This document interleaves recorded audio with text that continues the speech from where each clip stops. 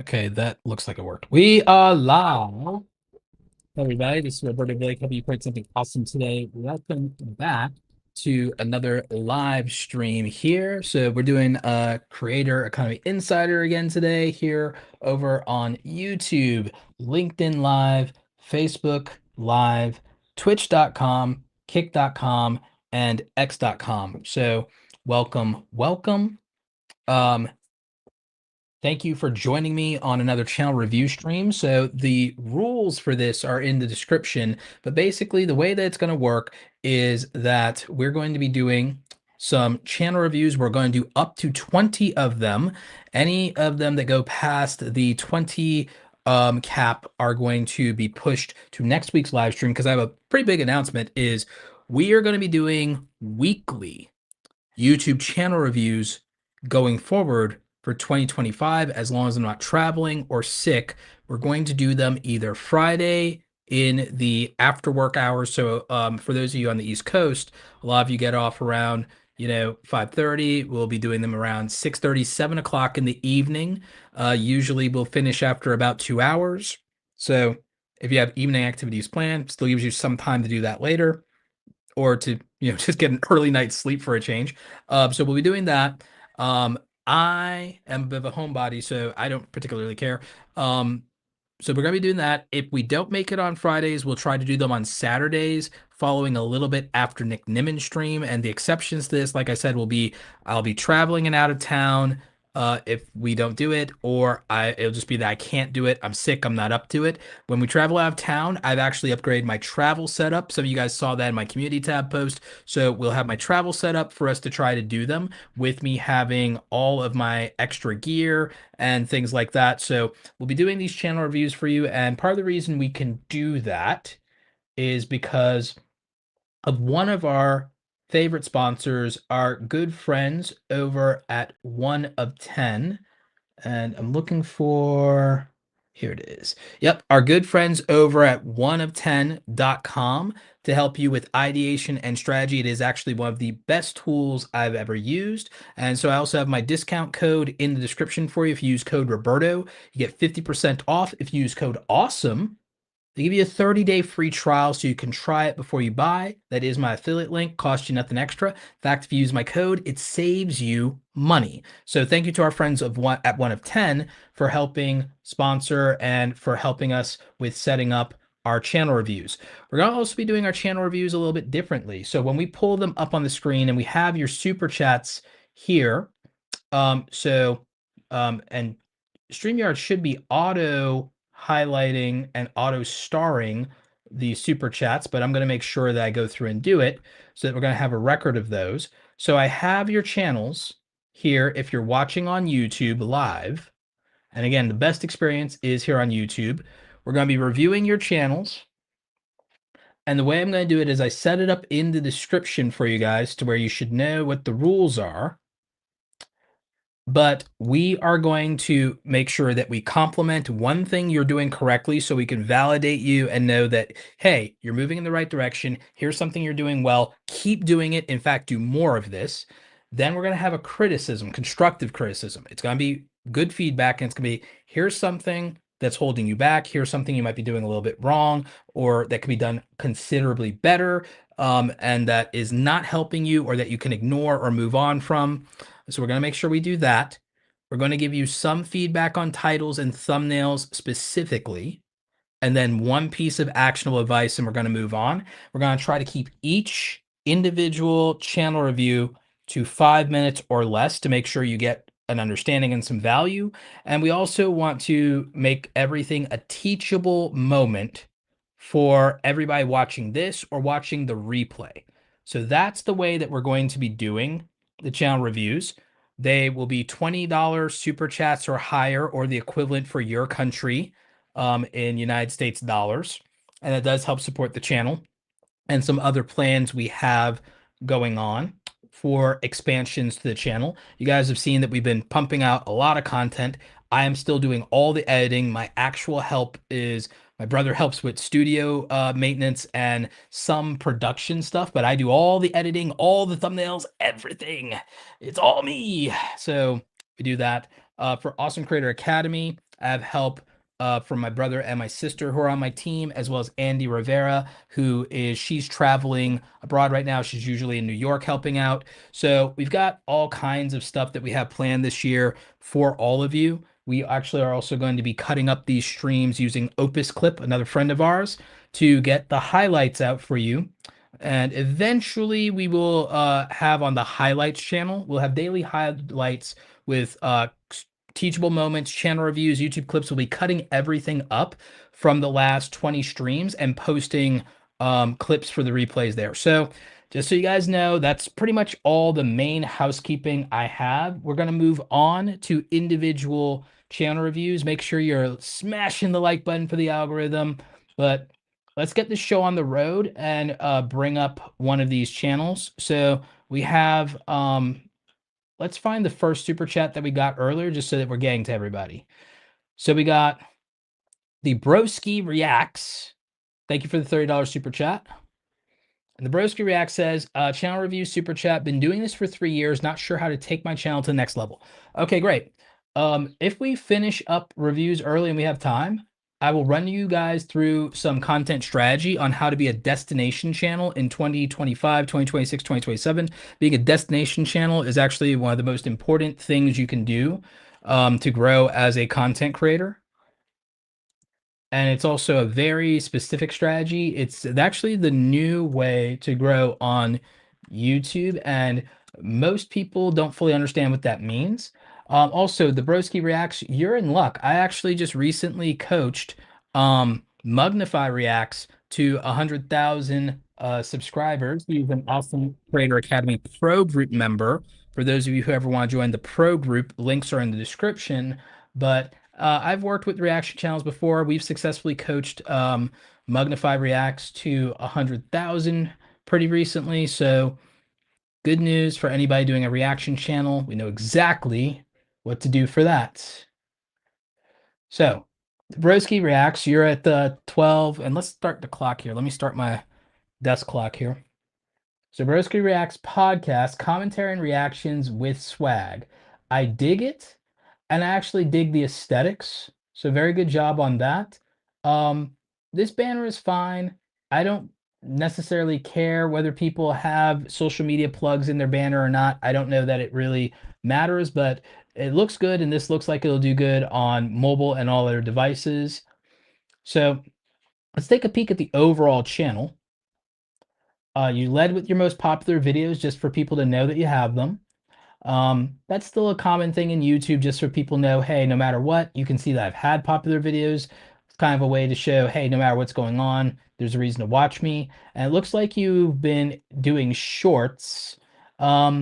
If you're going to do shorts, I would probably go more with interesting facts for shorts, and also possibly reacting to viral clips that specifically are things that are between 1 and 10 million if you're going to do a reaction on shorts. Other than that, facts on an interesting public figure. Let's look at your actual videos and see what's going on with the channel. So let's see. These are your videos, basic thumbnails. What's the most popular stuff you've got?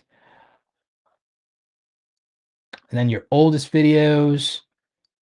Looks like it took you a while to figure out and find your niche, and then it looks like you moved into reactions during the pandemic. By the way, 90% of people never get to 10,000, so good job on 12,000 subs. I assume that the 1.5K videos is because of shorts mostly. That's probably the case. Looks like you do a ton of shorts, so that's where that number is coming from. So with you doing so many shorts, that definitely offsets a few things with the channel. If we're looking at that, then I don't want to set expectations on your normal videos, because your subscriber count doesn't really influence that. It really is based on topic, title, thumbnail, and timing. Here's what I'll say. Reaction channels typically don't have to do crazy thumbnails. However, in your case,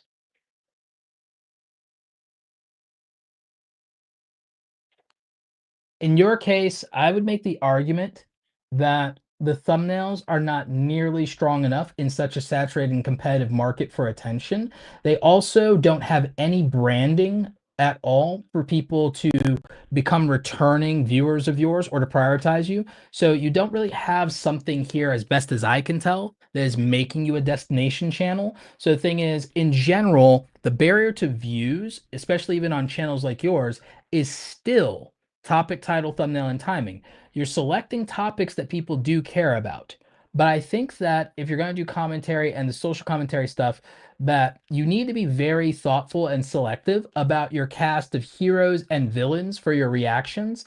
And it looks like a lot of your most popular videos didn't rely on internet influencers specifically for the views. The views you got are closer to normal people and are closer to more like a world star hip hop type of vibe, if I'm being honest. So, from my perspective, I think that um, you made an assumption that just using known influencers and famous people and celebrities in the thumbnails would get more views. They give you a decent baseline of views, but none of your videos that have cracked 10K seem to be focused on famous influencers. It seems to be much more um driven by things that normal people would care about and more of that world star hip hop vibe of like here's things happening out in normal people in the streets. So what I would tell you is one, your thumbnails need to be better and you need to consider some reaction or branding element. And if you want people to know you and know, hey, broski, it's hey, this is a broski video. Let me click on that. Let me prioritize that. If you want to become a destination channel, it's not that I absolutely think you have to put your face in the thumbnail, but I think that you could get away with a reaction style templated thumbnail with reaction faces to these stories and that it might fare better. If you want to do commentary, you could even go a different way than the typical reaction face. Omni is a commentator and reactor on YouTube who's done very well for himself during the pandemic, hundreds of thousands of subscribers, and he moved to a branded thumbnail strategy that I think can work for you. Now, he does cover internet influencers. And I'm not telling you you can't cover internet influencers, but my actionable advice would be to you that if we analyze your top performing videos of all time, it's not necessarily talking about these internet influencers. If you want to talk about internet influencers, ironically, I think that your shorts will do better talking about internet influencers. And so that would be really kind of my actionable takeaways from you would be massively improving your thumbnails. And then rather than selecting a cast of characters that you're going to react to, since I don't think that that's actually the thing that's working best for you, what I would do is I would try to source topics and figuring out archetypes of who I want to react to. So I would figure out a cultural angle of it, of is it going to be that I'm reacting to weird, are you going to react to weird, crazy stories in terms of high crime? Or are you going to act to weird, crazy stories that are more battle of the sexes topics? What are you going to do that has a large market of people, large total addressable market of people that could care about these things? And how do you get a random person scrolling in YouTube to click on your videos? So that would be my advice for you, Broski, in this situation for your reaction channel. Chat, does that make sense? When you guys hear that, like when I say that about his channel and we look at his channel, does it make sense what I'm saying? Because again, I think like real life stories do better for him by far, and things that might even be national news than trying to cover influencer stories because the baseline of views doesn't just seems to not be as high for the influencer stories. So that's what I would say.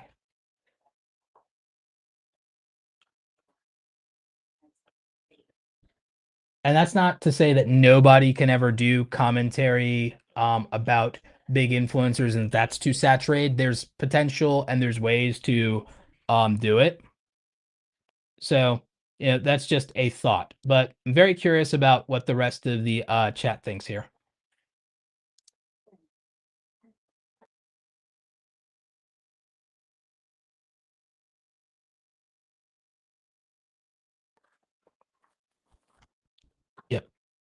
So let's see.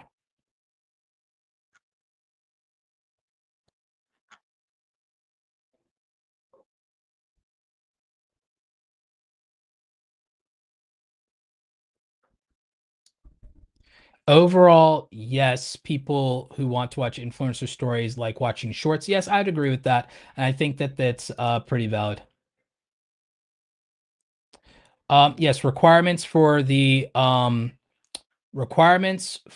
channel reviews are in the description. Make sure you're reading them very clearly. All right, so let's move on to our next super chat here. So that was Broski Reacts. We have Chad Mullins with a $20 super chat. So let's go ahead and pull up Chad Mullins' YouTube channel. And when you do your super chats, if you want to say something about your channel, or if there's something specifically you want me to focus on with your channel, let me know. So Chad's channel here, Real Cut Studio, Real Cut Results. Are you editing videos for YouTube, your channel, your clients? So it looks like your channel is really, if nothing else, it seems like it's a tutorial channel, but also a portfolio for your work to try to get clients who need a YouTube editor.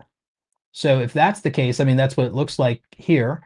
Um, Here you'll find easy to follow tutorials on mastering DaVinci Resolve for video editing. Whether you are a beginner or pro, my goal is to help you create stunning videos with powerful tips and workflows. Along the way, I'll share YouTube strategies to grow your channel, review the best cameras, computers, and gear to elevate your content. Subscribe and let's build your editing skills. So it looks like you're trying to help out editors, but also you might, try to possibly get editing clients. Okay, cool.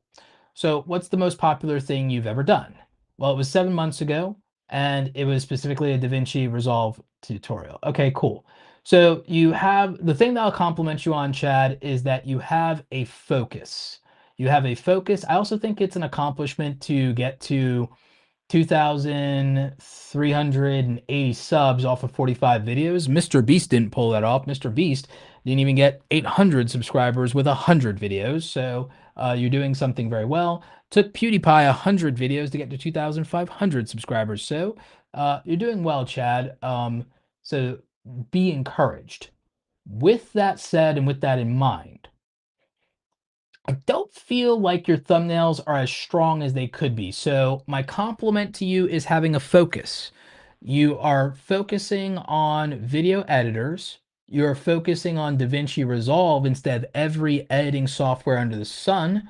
Focus is good. Gives you a strong total addressable market.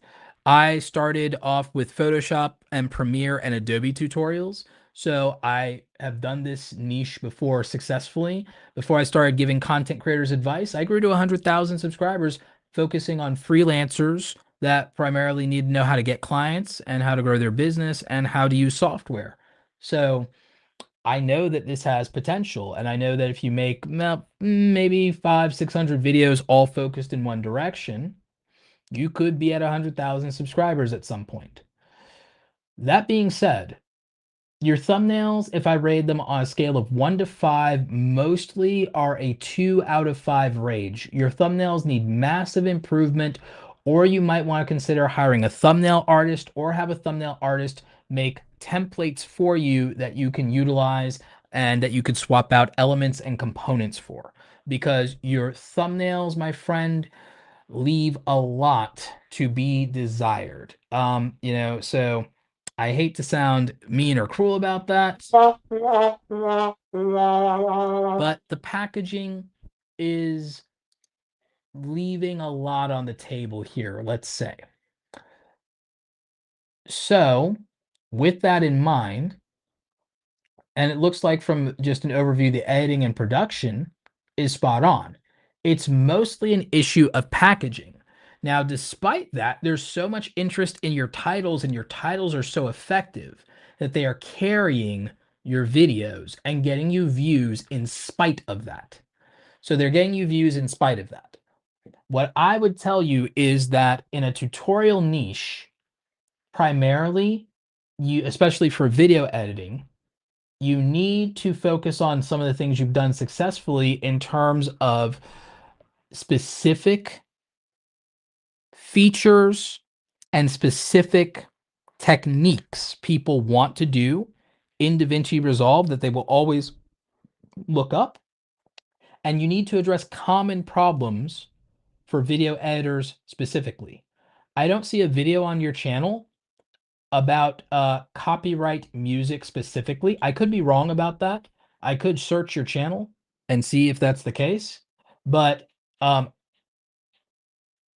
don't specifically know. I was not able to specifically find a video on your channel that is about using copyright music, which is something that most of the creators on YouTube are going to want to do. That should be in there. I don't think I'm going to find a tutorial on specifically adding background music to your videos, which absolutely should be here, and I don't see that. So I think you need to look at the basic components of everything that YouTubers care about, and there's probably like a good um there's probably like a good 10 things you could easily get some views on. How to add background music in DaVinci Resolve. That tutorial, by the way, should be a very short tutorial. It should be under 3 minutes. How to get copyright-free music for YouTube. You should make that video. It should be under 5 minutes. And it should be very specific and to the point. How to add closed captions and subtitles to videos, how to do this effect like Mr. Beast, how to do that effect like Mr. Beast. Those are some very basic staples you should definitely have here from DaVinci Resolve. Learn how to edit in DaVinci Resolve in under 20 minutes. Like, those are things that should be staples here for this channel. You should look at some of the most popular videos that have been done for Premiere Pro tutorials and then do them here in DaVinci Resolve. I don't think there's a DaVinci Resolve video you've done here on how to green screen specifically.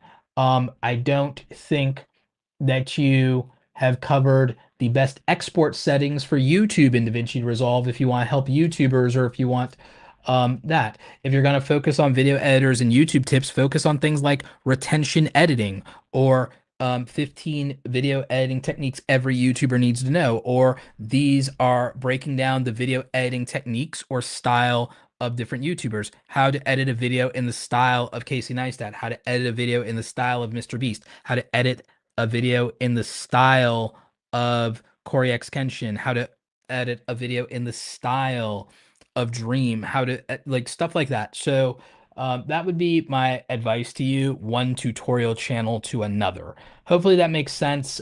Chat, how are you feeling about that particular advice? Do you think that that's pretty solid?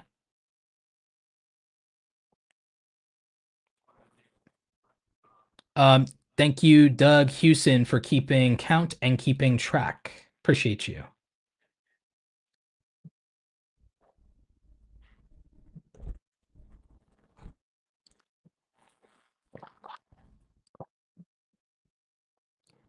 So Chad says, makes total sense. Making note of it. Some of it is in the works. Good job, buddy. Yeah, I also think consistency is key. If you've looked at even the recent activity on my channel, consistency is key.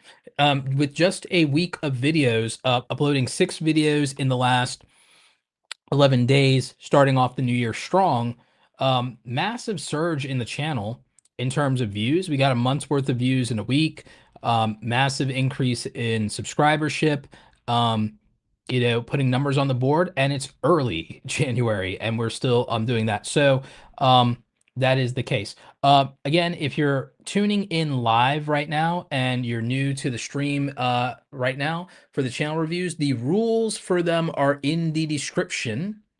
So you'll definitely want to check that out. So our next channel that we're reviewing here, so far we've reviewed a reaction channel and a tutorial channel. I love that we're getting variety. I love that we're getting variety. So next up, it looks like, is Chef J.A. Cooks. I dig this. So cooking channel. We haven't done a cooking channel in a while.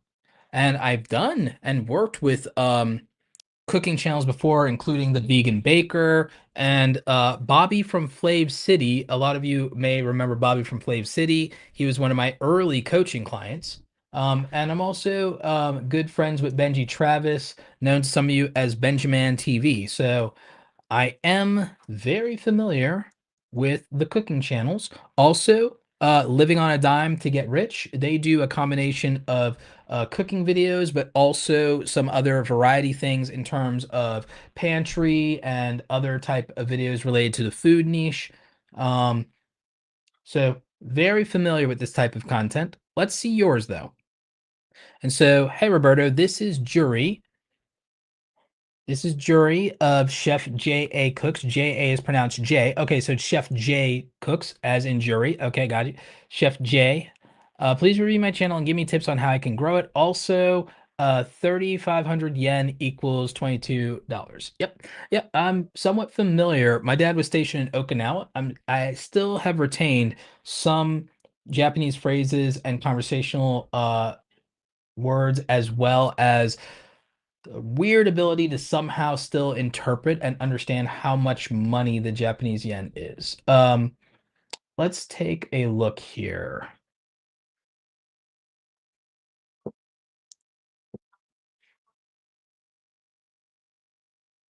So, right off the bat, I want to compliment the branding of this channel. Let me reset my clock here. Come on.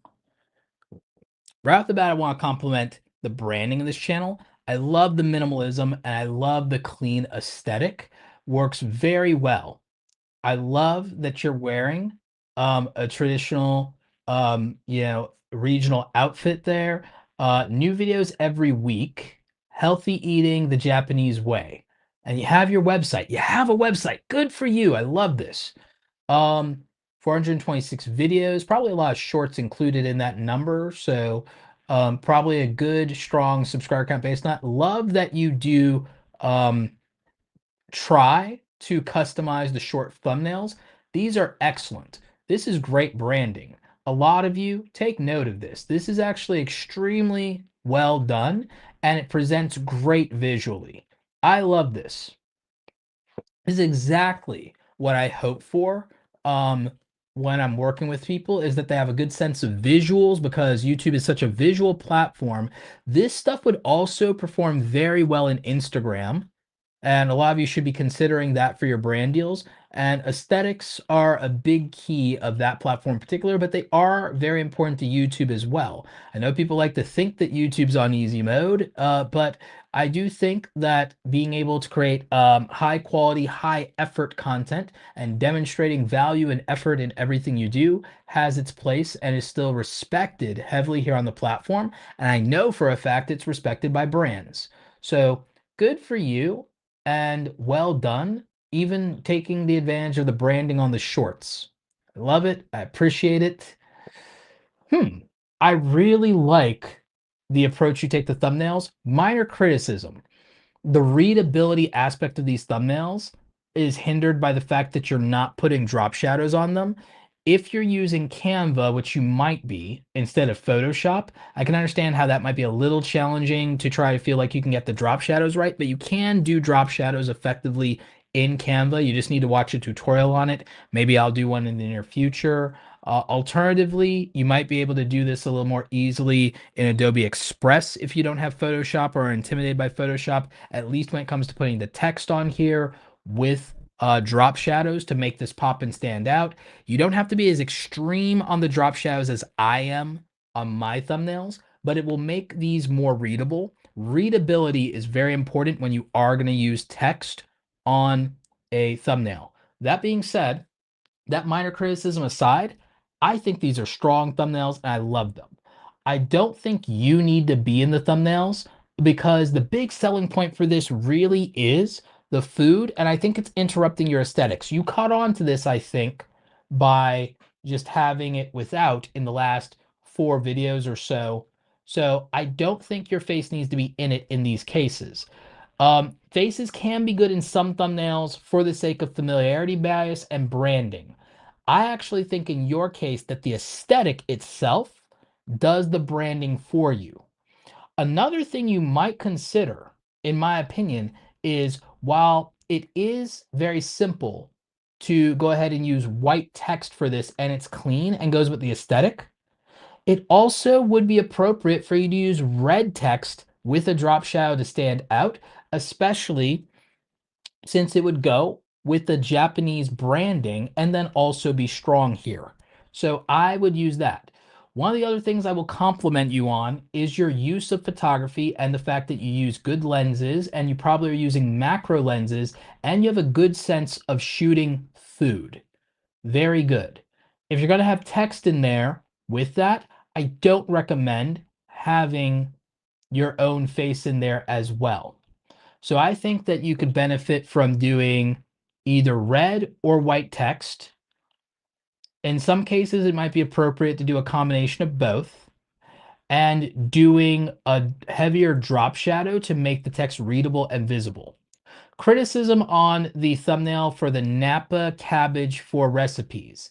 In this instance, you probably should have zoomed out a little bit more for the photography, framed on the white, and then balanced that and put the food more on the right-hand side and had it less obscured by the text, or rotated the dish in such a way to where the smaller food portions would have been on the left-hand side where the text is running into. So that's just something to consider.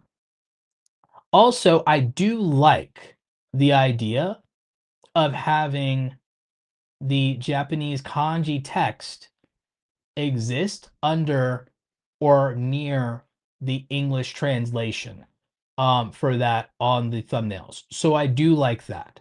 Um, and I think that that would also help with unique branding more so than having your own image in the thumbnail. So in terms of typography, that's where I would go. Do try to stick to one font associated with your branding.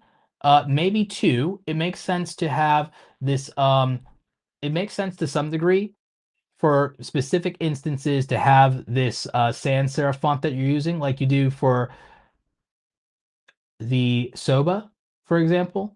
I can't see that other one well enough to pronounce it right now. So I think that that matters. And I'm going to make this a little bigger just so everyone can see these thumbnails a little better because these are really great thumbnails that you did. So compliments on that. My main thing for you would not be an issue of your topics or your overall content strategy beyond being very consistent. I would say if you can be consistent and put out 2 videos a week, the quality is not going to suffer. And your main issue is to focus on just better packaging. Your photography is fantastic.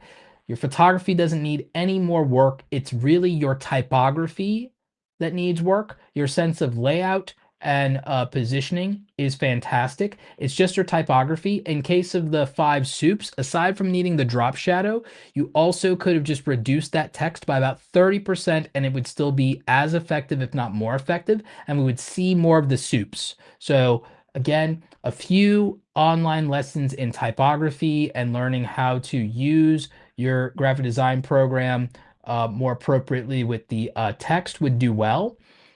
I also think that doing 10 recipes and doing also individual meals is a good strategy overall.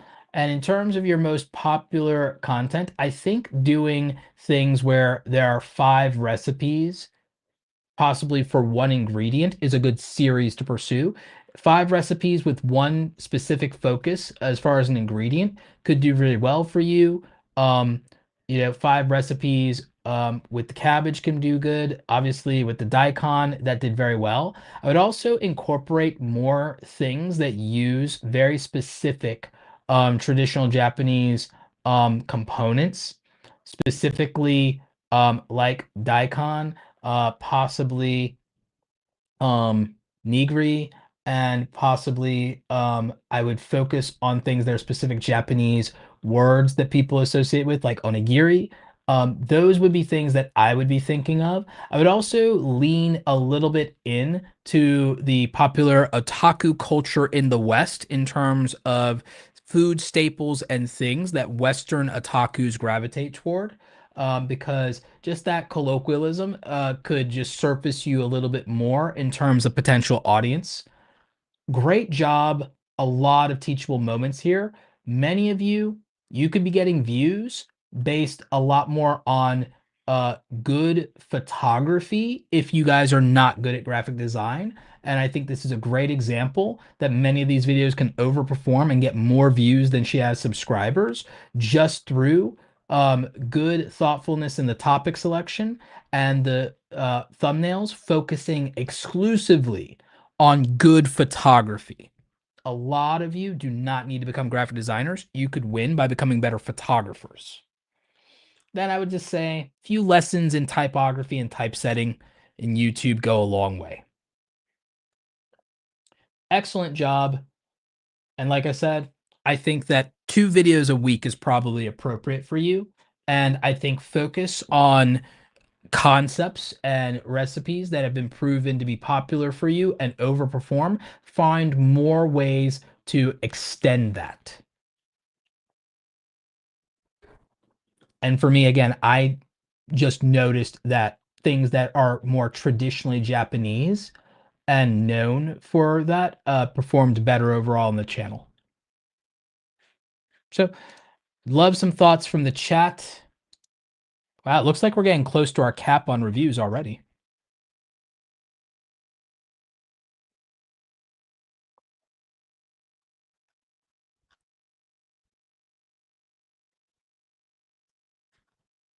Let's see.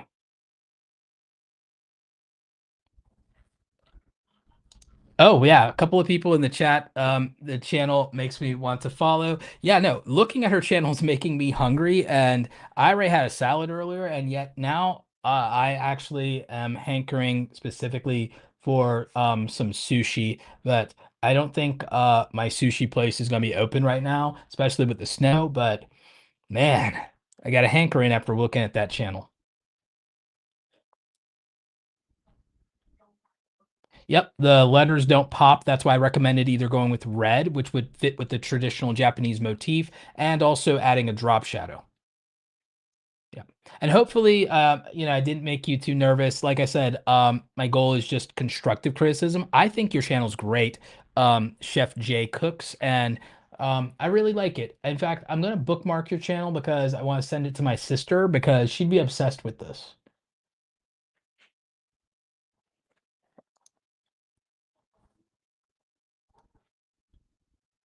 Yeah, you got a lot of fans in the chat after that review. So great job. And yeah, now see I'm gonna have to end up going shopping and making use of this channel myself. Yep, someone mentioned anime on your potato mochi video. Yep, absolutely.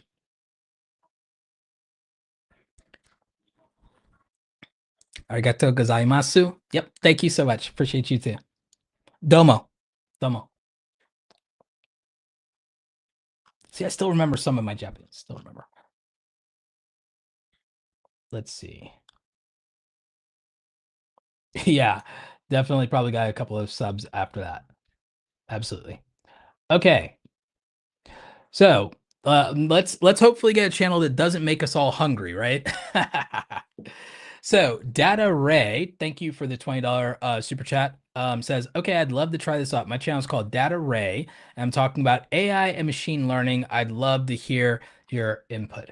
All right, great. You're in good hands. I actually have coached a channel called Tau Prompts very successfully. I think we've done 3 or 4 calls together, and he is in the AI niche doing tutorials specifically. So with you, it looks like you're focused on um, language models, I would assume machine learning and large language models. So let's go take a look at your channel, and I will give you a compliment, a criticism, and an actionable advice.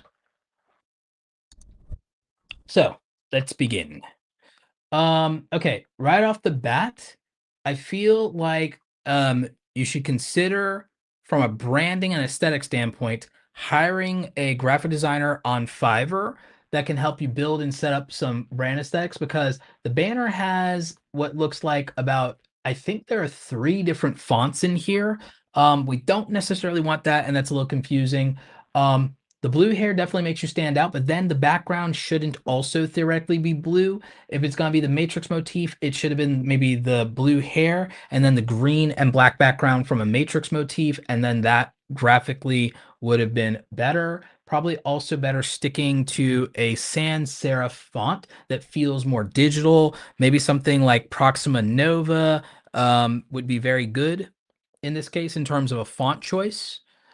So would definitely go there in terms of a branding element.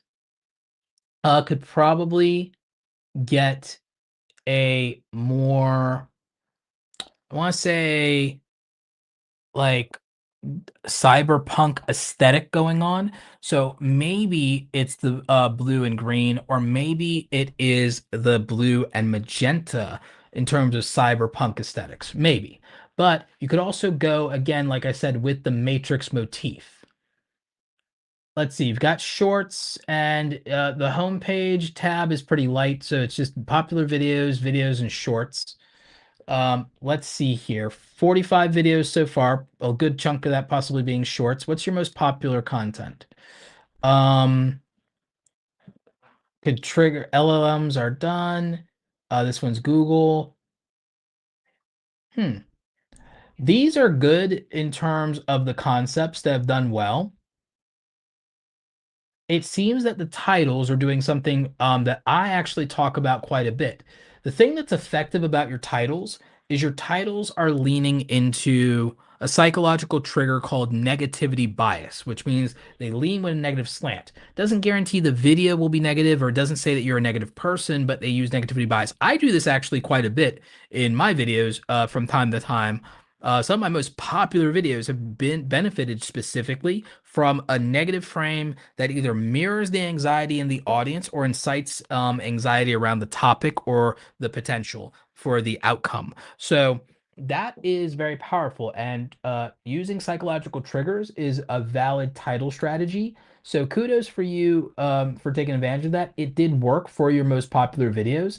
Um, I also think that interesting stories about AI that would have flown under the radar seem to do very good. Let's see what's not working. I do think some of these thumbnails are actually quite good. Um, I would give most of the top performing thumbnails from you probably a 2.5 to 3 out of 5. As you know, I'm extremely harsh on thumbnails. Almost no one gets a 5 from me. This lithium one gets about a 3.5 out of 5 for me. Um, and that's mostly, this was really good. The arrow should have been possibly red. I might have used a circle somewhere, and I might have framed you and like made you taller to the left and everything like that. It's just a visual spacing issue and some minor critiques I have about this one, but it's a 3.5 out of 5 for that thumbnail instead of a 4, but it could have gotten to a 4 or 4.5 from me. About a 3 on the if the new chat GPT wins, I'll quit my PhD. Um, that is, um, you could take advantage of some things from title framing in this with PhD reacts to, and then the latest AI news or headline. So that could definitely be a thing.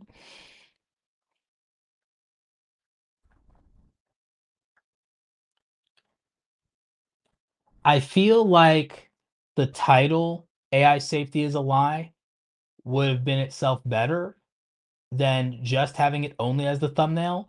Um, I would have done something more to the giz. AI safety is a lie. How the US and UK are scamming you about AI safety. Something like that. Maybe not the exact title, but something very close to that sentiment. Um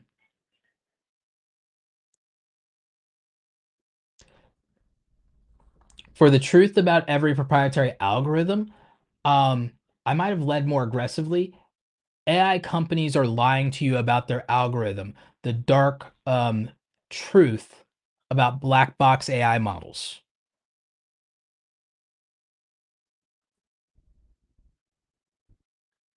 So I would frame a lot of these titles a bit differently, and I would lean into some of the negativity bias and anxiety. I would look at primary criticisms that people have regarding AI. I would probably be sourcing Reddit for some of this too.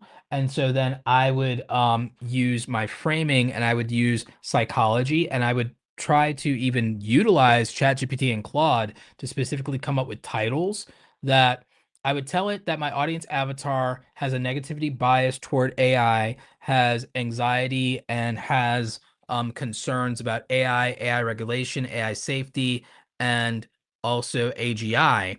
And I would tell it, please help me craft titles and source topics in such a way that reflects those feelings from my audience avatar and reinforces or validates those feelings with titles that implicitly have a negative slant or view around the potential dangers of AI technology.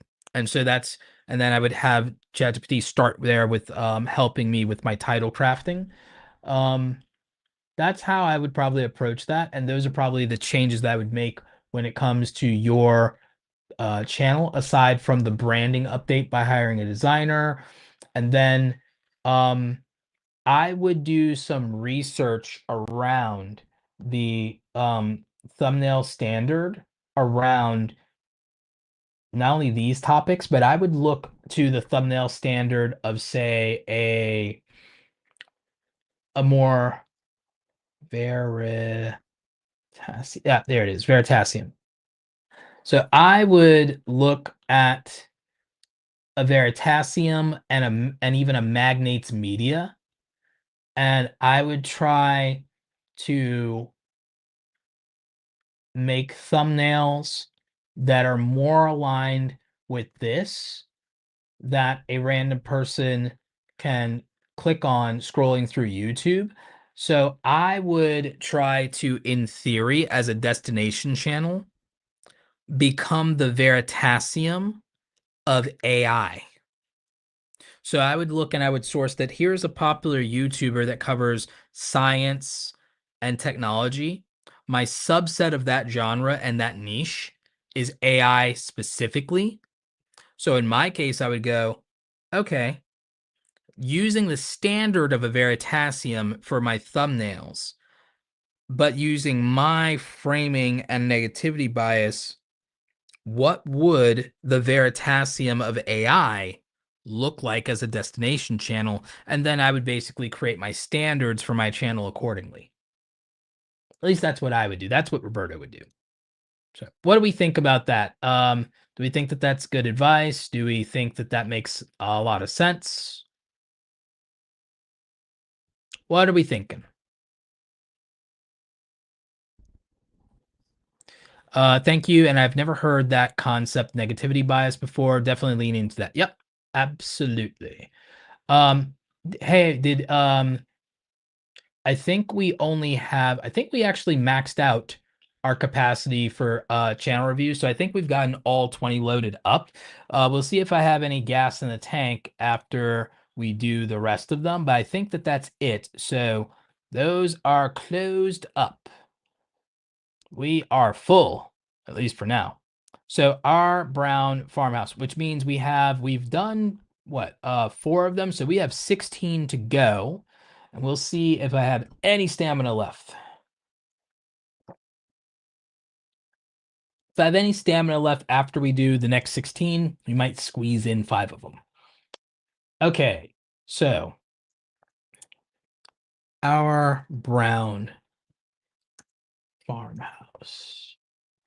By the way, as long as I have you guys here, and right before we do our Brown Farmhouse, let's go ahead and hear from our sponsor, our good friends over at 1 of 10 Strategy. Let's go ahead and see how we could do something specifically around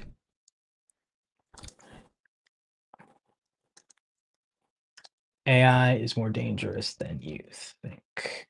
I'm going to put in a concept for like AI is more dangerous than you think. I'm going to show you guys the filters I use. I want to see what happens with 1 of 10. So the filters I tend to use when I do research at 1 of 10 is I usually want to know what's happened in the last month or the last 3 months in terms of potential for views. I usually like to exclude channels that are over a certain amount. I like to see what can you do with channels that are just like under 100,000 and definitely over 10,000, and see, well, what are those channels up to and what are they doing and what's working. um, you can limit the duration of the videos. I'm gonna put it at worst at about 2 hours because who knows? And so then in terms of views, I'm gonna exclude low views. I don't wanna see any videos that are basically under 100,000. I wanna know what has the most potential for views around a topic. So that's what 1 of 10 helps you do, as opposed to, oh, I could just search in YouTube. It's like, not with these parameters, not with these filters. So looking at this, what this does is this gives me a reasonable amount of channels that aren't huge, that are getting outsized views around a concept I have. So when it comes to AI, one, almost everything here is negative. But it shows me what people are responding to, and I could source potential thumbnails. I could also search potential framing, um, titles. AI will replace these jobs first. So this is a channel with 36,000 subs, and the views are 100 27,000 views in the last 2 months. So what that tells us is that it's relevant, and there's specific anxiety around AI job replacement, and that a topic like that is going to get traction and has gotten traction in the last 2 months and significantly overperformed for this channel. So there is a lot there.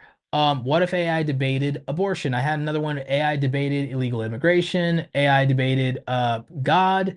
So there's a lot here to source from in terms of potential good ideas. So I just think that 1 of 10 could be a great tool for a lot of you if you want to take advantage of it, and that you could much more easily validate whether an idea has view potential and what that could look like. So shout out to our friends over at 1 of 10. Like I said, we've got a link for them in the description, and we've got my discount code for 50% off. If you use code Roberto, you get 50% off. I'm saving you money. And if you use code AWESOME, you get a free trial if you want to try before you buy and see if it's even worth it for you. So shout out again to our friends at 1of10.com. Links are in the description down below for you. So let's go ahead and check out our Brown Farmhouse and what's going on over at their channel. Whopping 22,000 subscribers with 482 videos. Congratulations. Let's go ahead and start the clock here. Using channel memberships, fantastic. You have some popular videos with tens of thousands of views, many more than you have subscribers. You've got your latest videos up here, and then you've got your shorts. So decent general layout for YouTube as per usual. I'm going to assume a lot of the videos that grew are shorts. Let's see what your most popular content is. Let's see. We're leaving Florida. Gone too soon. Seems like that's a vlog about loss and someone's personally invested. So it looks like a lot of the videos that have done the best are ones where there's a personal investment in you guys specifically. What I'm going to say is that it's the personal investment in you guys and the titles that are carrying the channel, because it's definitely not the thumbnails. The thumbnails are about 2 out of 5, and some of them are 1 out of 5. And what I would say is, again, they don't have to be crazy design thumbnails. I would say that the text on your thumbnails in general could just, and let's look at your latest ones. The text is getting cleaner, but it needs to be more consistent, and it could be cleaner. I feel that even though you're going for super realistic thumbnails, you can do realistic thumbnails and still make them a little cleaner, a little higher quality. Consider shooting the thumbnails with a different camera or with a phone and making sure you're prioritizing lighting or sharpening them up or retouching or something like that. Um, I do like, and a lot of people like these ones where you cut yourself a little bit out of the background and you have the homestead in the background. See, because here's the thing, the video quality is so good. The video quality is so good that the thumbnails aren't doing them justice. You see what I'm saying? The videos are in focus. The videos are bright and good contrast, good sharpness. They in focus, good lens. Like the videos look cleaner than the thumbnails suggest they do. Even the tonal range on your skin is better when you get into the actual video than it is in the thumbnail selected. So I would do that. Um, you are doing something really good with interacting with the thumbnails in many cases and with body language, sometimes the facial expressions. But I would say that the main thing, if anything at all, is holding you back, it's just that the thumbnails could still be more attractive. Even though they are super authentic, authentic thumbnails don't have to feel low quality or low effort. Authentic thumbnails could still just be really clean. And my answer to that is thumbnails that could have done well as just Instagram photos themselves. So that's what I would say. Um, Also, it looks like thumbnails with y'all in them as a family can do just as well as solo thumbnails. So I would actually do A/B testing in a situation like this. Of in every video, I would A/B test solo person in a thumbnail, couple in a thumbnail, family in a thumbnail, and I would A/B or ABC test those and see what people respond to. Do they respond more when it's one person in the thumbnail, us as a couple in a thumbnail, or us and the kids in a thumbnail? Do they respond to me in the thumbnail better? Do they respond to the wife in the thumbnail better? Do they respond to the kids in the thumbnail better? Like I would be A/B testing that for every video until I figure out a pattern. Then I'd figure out, well, does it work for these videos versus these videos versus these videos? So I would actually take advantage of A/B testing, and you have a great opportunity with that. But also, everybody try to stick to one font for your YouTube videos. And for most of y'all, sans serif fonts, clean, hard edge fonts. None of these serifs, not Times New Roman, just clean fonts for the most part. Google fonts are good. Fonts I recommend for people, Open Sans, Roberto, Proxima, Nova, Babus New, Poppins, Oswald, usually in bold for those. Um, those are pretty good. Those are pretty clean. They make YouTube thumbnails look good. Also, branding wise, this photo is nice, but this photo should be zoomed in and punched in more. It doesn't need to be a zoomed out photo for y'all, because when people on the channel go into like a video, it's going to be like too small. They should be able to see and recognize y'all's faces. So get it zoomed in more on y'all's faces as a family photo. And then I would say that, again, this text cannot really be read at all. You can't read this text on the thumbnail here. Um, Other than that, I don't have a problem with the banner itself for the most part. I just need readable text. And I don't think the farmhouse font does anything better for this than you would do if you just use like Oswald bold or Poppins bold in white with a drop shadow. That'd probably just be fine. So that's what I would do.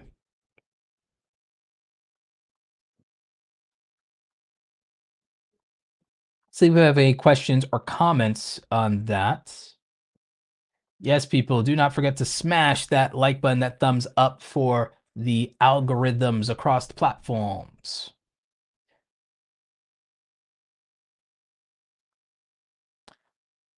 Our Brown Farmhouse says, that makes sense, Roberto. We'll definitely look into thumbnails. Yep. AJ Green's topic says, that sounds like great feedback. And again, looks like y'all got a couple of subscribers out of this. Because yeah, it's interesting. I think that a lot of people found it fascinating, could relate to it. So Good job. Good job. Legion of Stains, thank you for the $5 super chat. Just says, hey, just sending some tuition. Appreciate you, man. Let's see what else we got. We got Anna Sabino. Love your profile pic. That's actually pretty dope. Audience over 40 YouTubers, a suggestion would be awesome. Okay, great. I just recently entered that club myself. So, Anna Sabino. Let's check you out.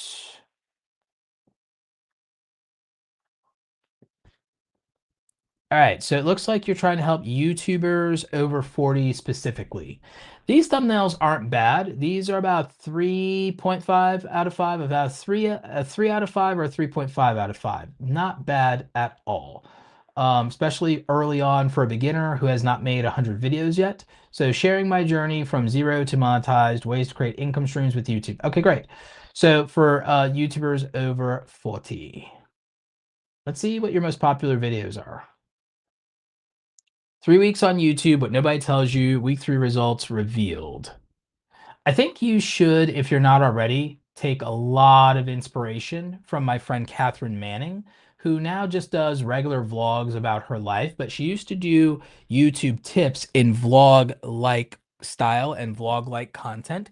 I think the primary audience you're going to attract is going to be women over 40, and I feel like if your content has a vlog-like aesthetic, that's going to, and vlog like qualities that also show a little bit of your process, and you do some show rather than just tell.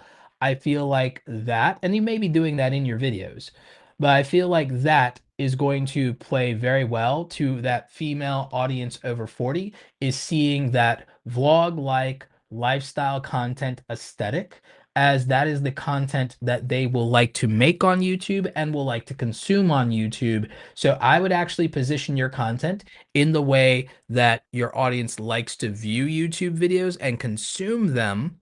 And I would use that to demonstrate everything you're doing about talking to them and make them. I think you're doing aspects of this already, like sitting on your living room floor here. Brilliant idea. Very much in line with talking to that audience. Um, some very smart minimalist design choices in these thumbnails, even early on. Branding, very smart to use the social proof and status of YouTube's icon in your thumbnails. Eventually, I think you learned that you were making it probably just a little too big, and got it to about right size here. So good job on that, and where to incorporate it. Um, from a strategic standpoint, consider how you would develop an order of operations for somebody who barely understands anything about YouTube or YouTube terminology. If it's going to be YouTubers over 40, it's going to be men or women over 40, but you're probably going to have about a 70 to 80% female audience. You need to go ahead and go into this, even though people who are 40 are just elder millennials like you and me, for the most part, even though the people in the upper range of that will be young Gen Xers. They'll be the early Gen Xers. So late stage millennials, early stage Gen Xers are going to be the people in 40s. The eldest millennials are about 46. So it's about 45, 46. So it's about that cutoff. So it's right there. What I would say is that don't assume by default that they are tech savvy, which I don't think you are, and don't assume by default that they actually understand or have consumed YouTube over the last 10 years. It's a possibility they might have only gotten into it during the pandemic and they don't understand the culture or terminology of YouTube at all. So consider what an order of operations looks like in terms of introducing them to even the bare basics of YouTube. I don't see anything here that teaches someone who doesn't know how to upload a YouTube video, or how to delete a YouTube video, or how to make a YouTube short, or how to go live on YouTube. I think you need to start with the basic order of operations of how to create a YouTube account. Okay, how do I create a YouTube account? How does YouTube really work? Beginning advice for new creators. How to upload a YouTube video, how to delete a YouTube video, how to 10 YouTube settings you need to know for beginners. 10 YouTube settings you need to know for beginners so that they could start to set up their channel properly. How to set up a YouTube channel from beginning to end. How to make a YouTube thumbnail for free. How to make a YouTube channel banner for free. How to make a beautiful profile picture for social media. That way you can use in YouTube or wherever else. Okay, great. Um, how to edit a YouTube video from start to finish using this free tool or using CapCut or using Canva or using whatever so that they know that it's a free tool that they can use. Best free videoing tools for new YouTubers. How to edit a YouTube video using the free YouTube editor. Basic things in the order of operations, assuming that this person has never ever considered being a YouTuber, doesn't understand the phrase YouTuber, and is like, how do you make YouTube videos? So that's why I would consider, especially the demographic of audience that you want to reach. So I would start with that in the order of operations before growth and tips is how do I even do the basics? How do I turn it on? How does it work? So I would kind of start there. I'd even consider 25 phrases new YouTubers need to know. Um, Something like that. 10 phrases YouTubers need to know that new YouTubers need to know. Advice for absolute beginners because most of them won't understand YouTube terminology even. So, as one YouTube help channel to another, that would be my advice for you. But overall, good job, strong start. But those are things I would probably look at because again, even I have been thinking, what are the basics? Like, what are the absolute basics someone would need to know? So, that was something. We have Stephen V. Tran here. Hey, what's up, Stephen? Appreciate you. Are you still in the tutorial niche, Stephen? But yeah. So that's just definitely something to think about. Hopefully that helps.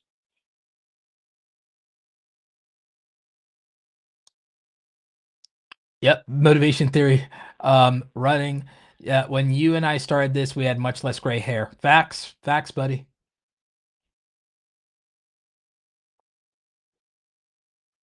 Yep. So yeah, Anna Sabino. Yeah, Helvetica is a good font for your thumbnails if you have access to it. If you have access to it, Helvetica is a good font. Like I said, Open Sans, Roberto, Proxima Nova, Babus New, Oswald, Bold, and Poppins Bold are also excellent. If you have access to it, Futura Bold is very popular for YouTube thumbnails. So good fonts there.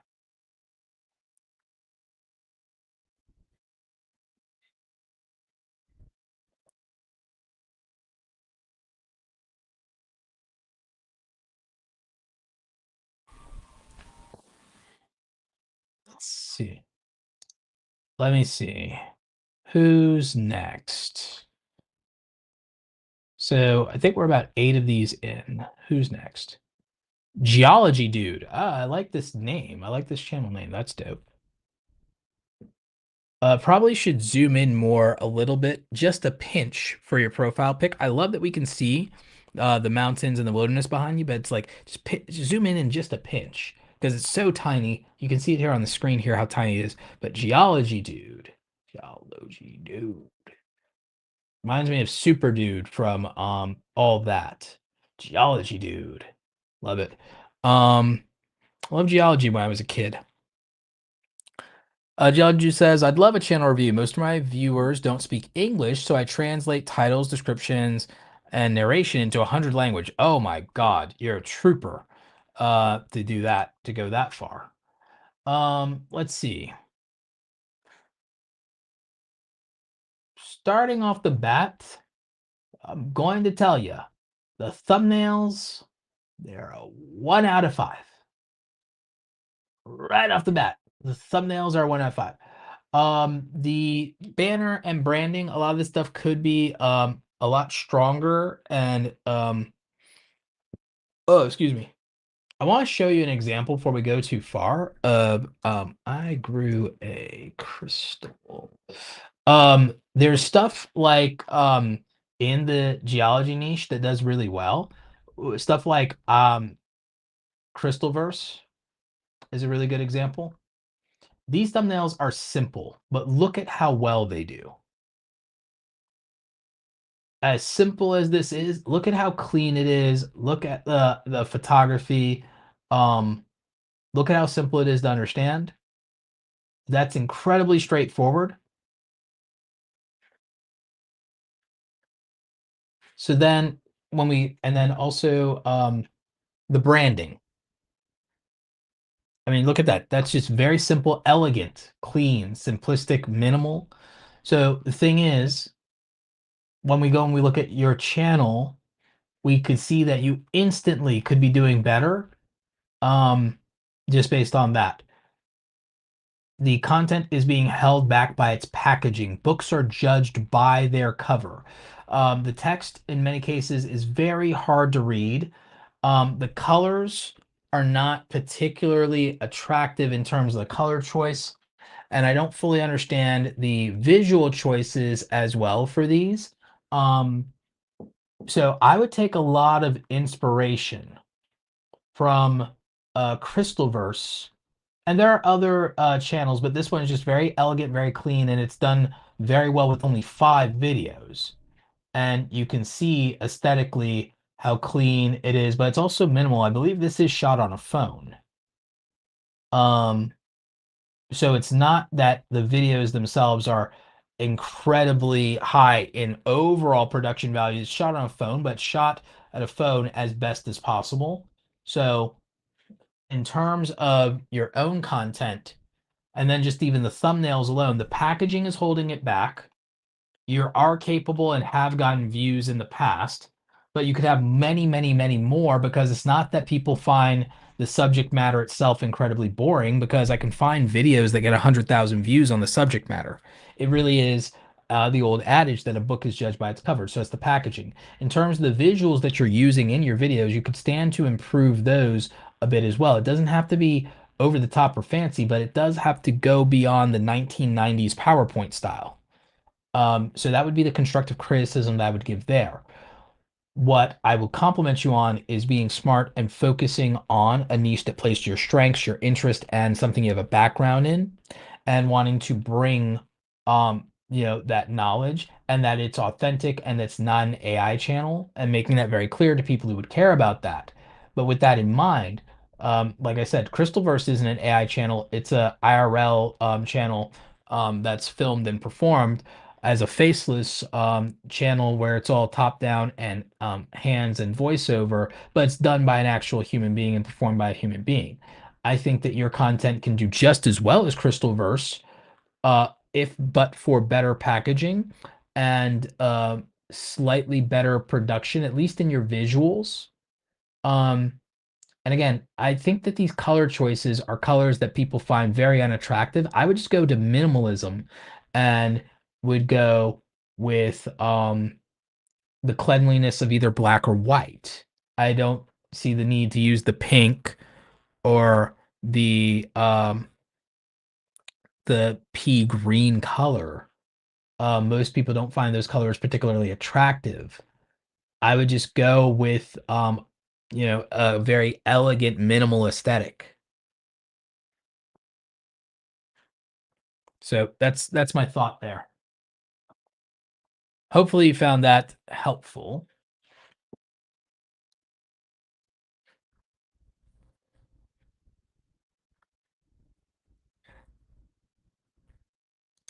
I do like that Geology Dude goes through all the trouble to make this academically accessible with regard to the captions and translations.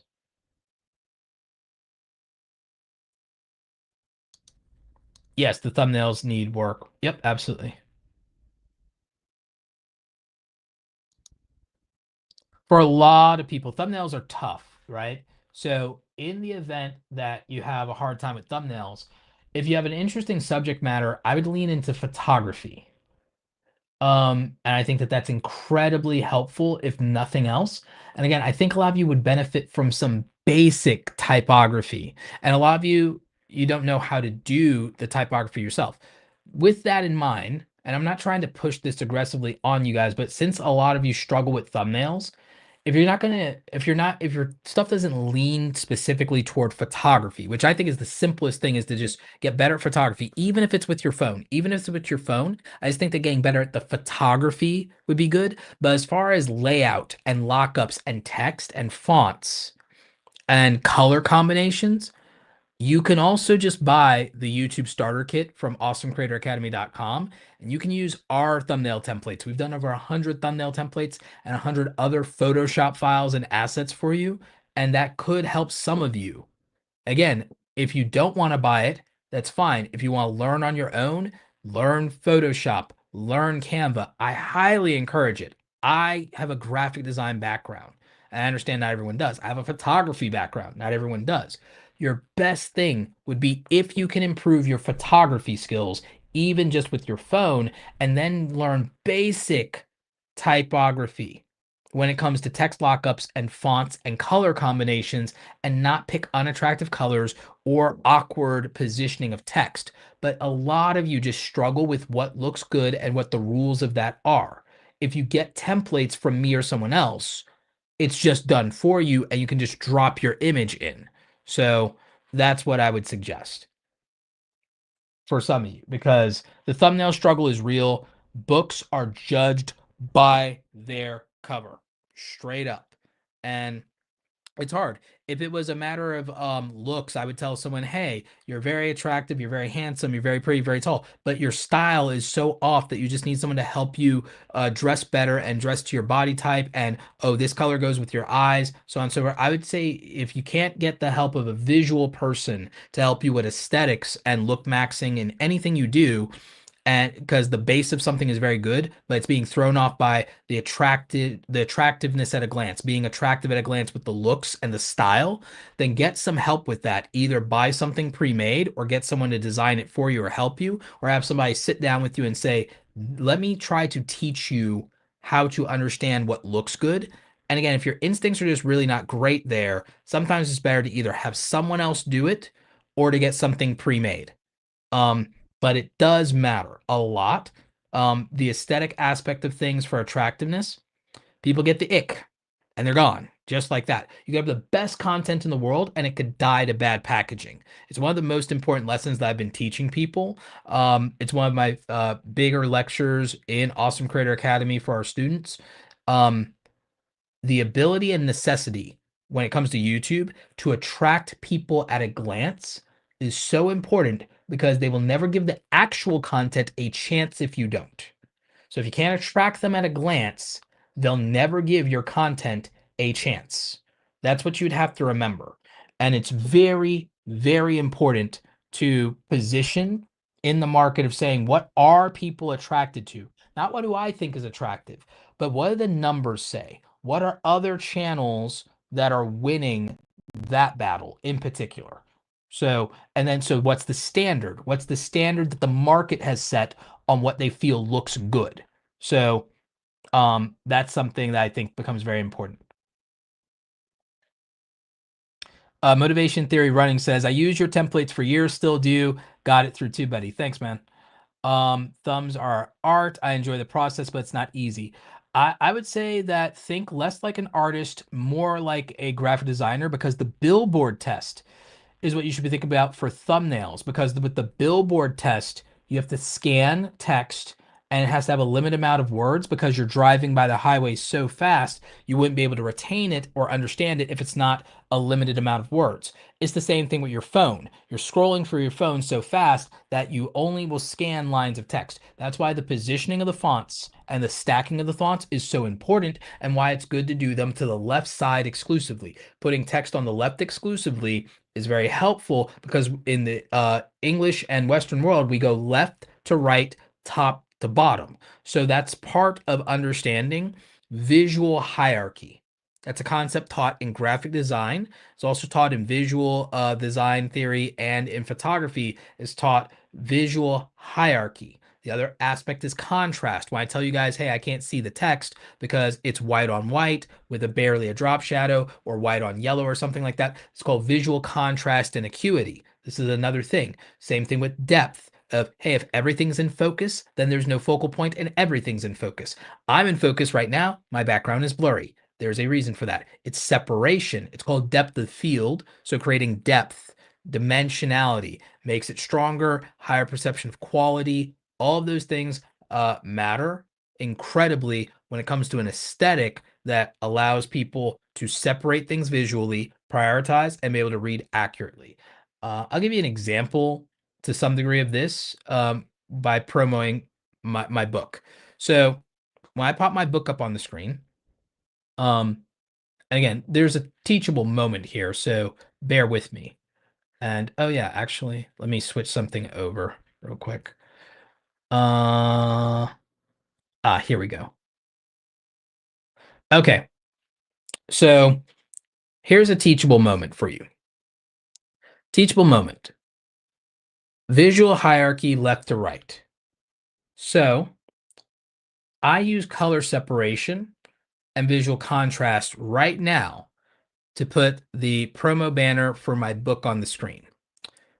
What it does is it reads clearly top to bottom, left to right, and has visual separation even for the calls to action. So that becomes very important aesthetically, but also practically, because it's telling you to do something. And then visually, it's easy to read very quickly and scan, and it's easy for it to pop out, but also it's positioned correctly with me in the frame in such a way as to create um, less clutter. And I also added depth by adding a drop shadow. Most people would not have added the subtlety of the drop shadow to create the depth and the separation from me and the background. So now you have foreground, which is the graphic, middle ground, which is me, and the background, which is blurred. So now this creates the visual hierarchy through depth. It also creates contrast and tonal range with the selection of colors, because black reads well on yellow, white would not read nearly as well as yellow. Black would not read as well as the orange, but the white does. So it was a practical choice with regard to that. Same thing with the choice of font selection to make it easy to read and scan. Same thing with the line spacing. Same thing with not putting multiple words on the same line. We put a minimum of 2 words on the same line because it reads and scans better and faster that way. So become a creator and profit from your passion. Read my latest book. Here's the book. Order now. All of those things flow in a proper visual hierarchy that tells you what you need to focus on and what you need to do. So that's just the graphic design professor in me lecturing there, but you see the point. And so that's why it's important to consider these things practically and aesthetically when it comes to your graphics on screen, in presentation, when you do your thumbnails, your channel artwork. That's why all these things would matter. And so that's your graphic design lesson of the day. And the same thing even with what I did here. I put the drop shadow in this to create the sense of depth and to create separation and visual focus. Also, same thing with the positioning, making sure the size is still readable, but the positioning is good and lets me do an effect like this is a practical consideration. It's something that a established graphic designer would think of and know to do. I don't expect most of you to be graphic designers and to operate at a high level of knowledge like that, but just having the information given to you can set you up to perform better than your peers who don't know anything at all. And having templates that where 80% of the work is done for you also gives you an advantage. Again, a lot of this stuff you can accomplish with Canva. It's easier with Photoshop by far, but again, some of you can accomplish this with Canva. You'd have to be a much better Canva user than you would Photoshop user to get the same result though. AJ Green says, getting our thumbnails reviewed is scary but helpful. I want to thank you for allowing Roberto to share your channels. Yep. Yeah, thank you to everybody for that. Appreciate y'all. So let's go. We've did a good chunk of these. She builds and nurtures. Thank you for being a channel member. We've got Midnight Madness 4x4. Oh, that sounds promising. So thank you for the super chat there. Midnight Madness. Midnight Madness 4x4. That sounds promising. That sounds like an interesting channel. I actually went four-wheeling myself while I was in Puerto Rico on vacation. So let's see what's going on here. Hey, Roberto, I would appreciate a review if you have time. It's been a few years, so I think it would make a nice update. Yeah, absolutely. Let's do it. So, Midnight Madness 4x4, the dirtiest racing on YouTube. Okay, so I get what you're doing with the text and the thumbnail. Still think that 4 fonts is too much, but at least this is interesting. Could be more readable against the background. I might have just darkened out elements of the background that didn't matter because I feel like the big wheel here is the only thing that really matters and is relevant and does anything for the channel banner. I feel like we could have gotten a much better profile picture of you there. So minor room for improvement there. Great quality on this video, obviously, and everything. I do remember you're reviewing your channel a couple of years back. So yeah, this is pretty nice to be able to do this again. So congrats on 17,000 subscribers. I feel like the thumbnails that are going to work the most. Yep. So the thumbnails that are going to work, big air, big damage, big air, big damage. That's what gets views. So if the thumbnails are just whatever clip YouTube chose, I don't think that that's the answer. I think that stuff gets better when there's big air, big damage, big splashes, like where there's visceral intensity behind it. Like there's a frame in this video that's actually a better frame for the thumbnail than the actual thumbnail because look at the intensity of there. Like we're I think that people want to watch this stuff for like intensity. When I was out there in the rainforest in Puerto Rico, mudding, just like mudding, yeah, mudding on those 4x4s. I was going for the big splashes, man. It's like I wasn't even making content or filming or nothing. It's like, but I was going for these like big splashes. Like if we were filming, that would have been the thing that people would have wanted to see was the splashes getting high as possible. Would have wanted to see the wheels coming up off the ground. Like that's what people want to see. And it's clearly reflected in what does and doesn't get views. That being said, I don't think the thumbnails are the biggest struggle here. I think what it really is the titles don't do anything.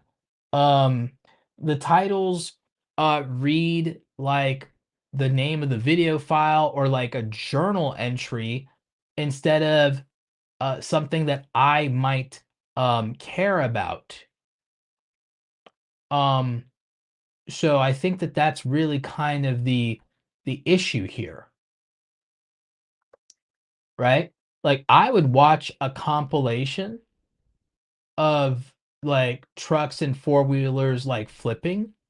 For one thing, I would absolutely watch that as like, um our most savage moments. I would watch a compilation of that in terms of most savage moments. And yet that's not here what's present. It's just a here's this date and here's this location. And I don't think this day dirt and the day and location at the rally is a selling point of me clicking a video unless I was there and unless I knew what to look for. I don't know to look up like the Lebanon Fair. Like most people don't. But if you sat here and looking at this is if someone just without having to click on a thumbnail, saw this in their feed as an autoplay, they might actually watch this.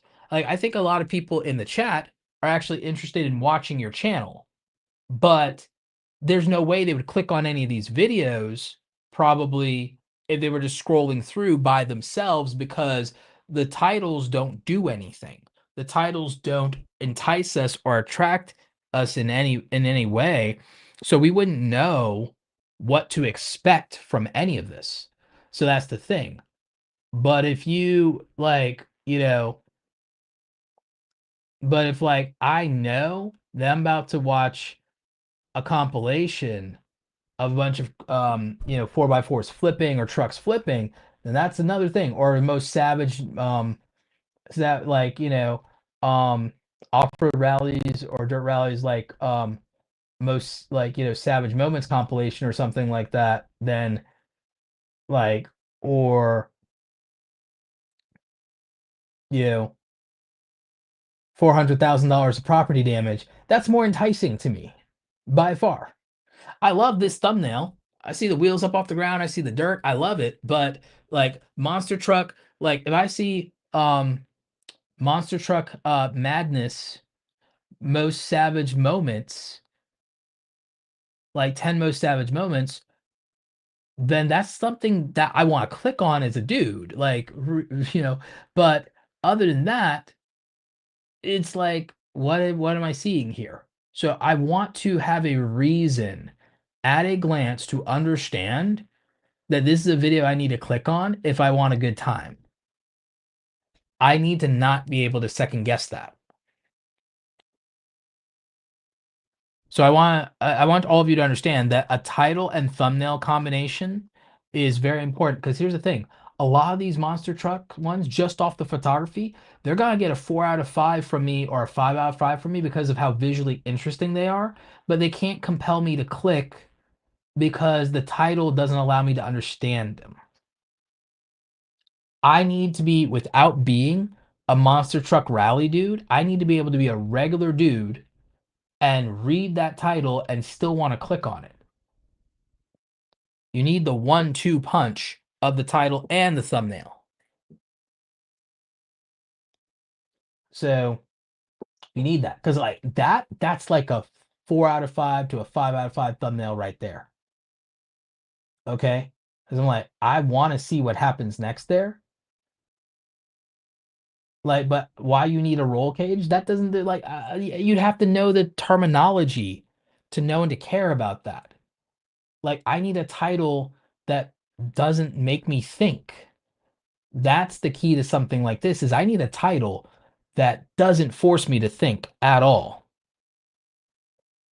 Because like the thumbnails are, in many cases, some of them are not, but a lot of these, the thumbnails are promising me an entertaining time, right?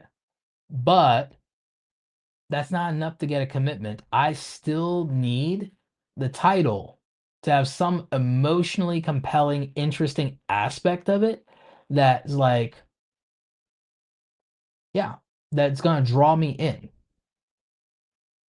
to say, oh, I got to see what happens next.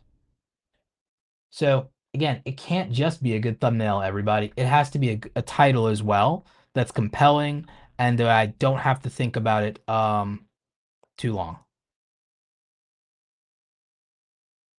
So does that make sense? Chat, do you concur with that? Do you guys, chat, are you with it? We got Flossie Carter in the house. Hey, what's up, man? Appreciate you.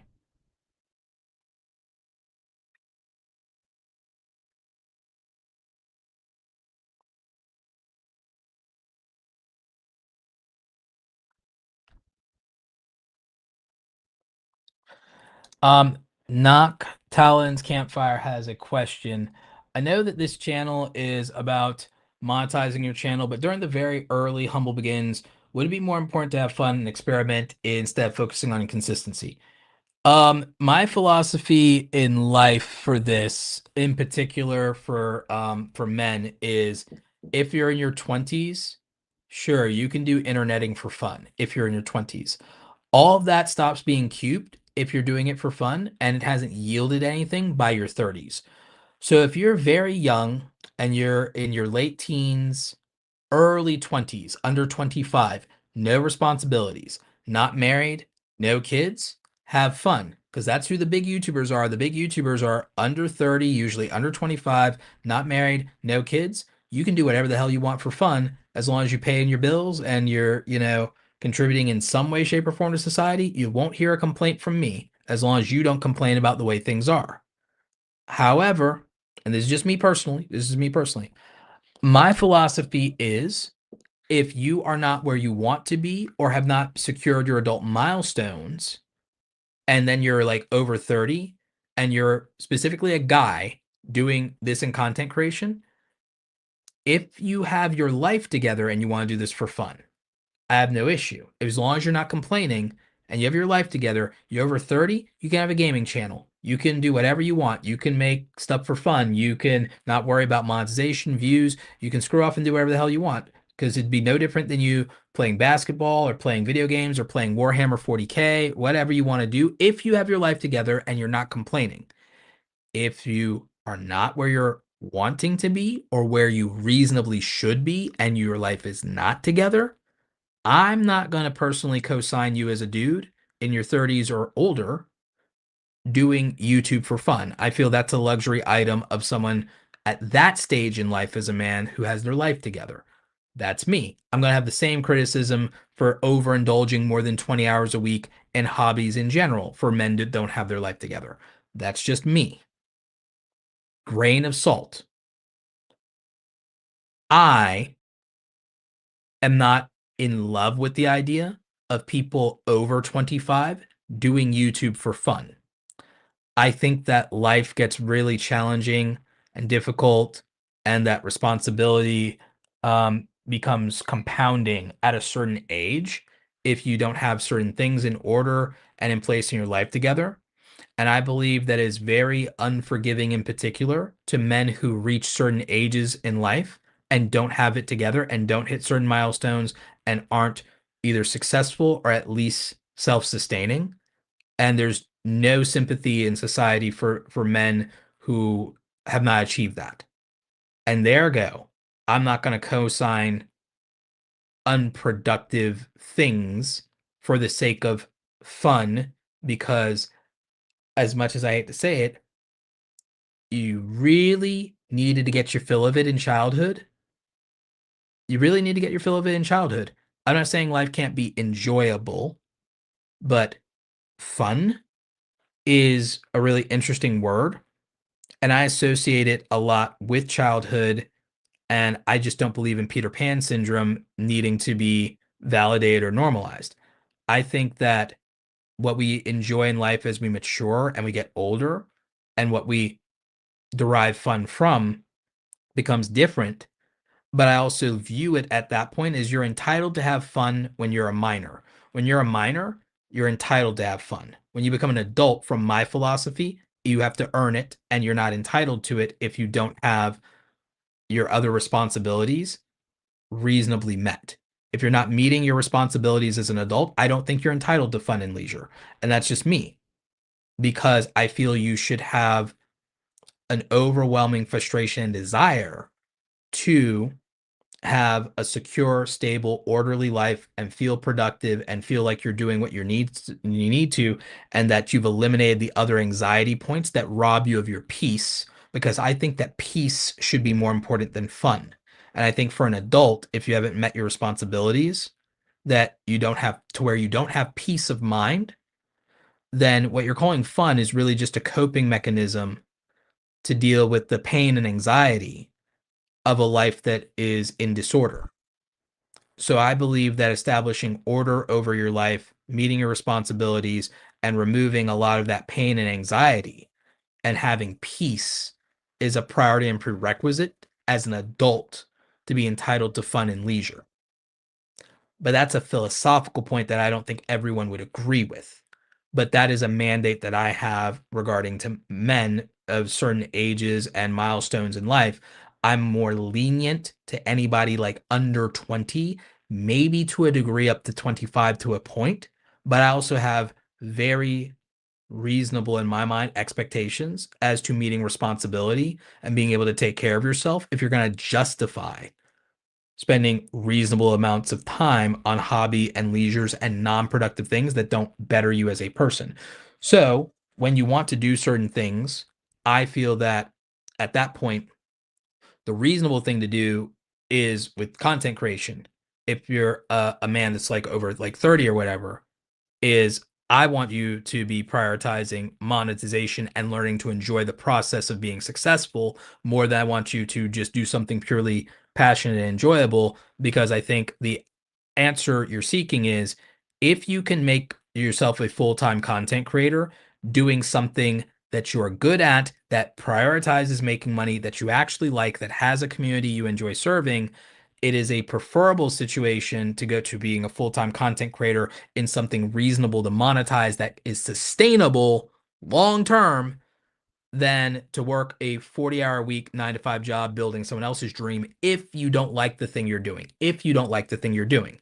If you like the thing you're doing, I don't necessarily know that this has to be a hobby because I just feel like there would be theoretically less frustrating, challenging things to do as a hobby. But if you like it, that's a preference. That's fine. As long as you have your life together and as long as you don't hate your job, it's fine. But I kind of feel like most people don't qualify for that situation. So I'm not the guy to cheerlead doing YouTube for fun for men over 25.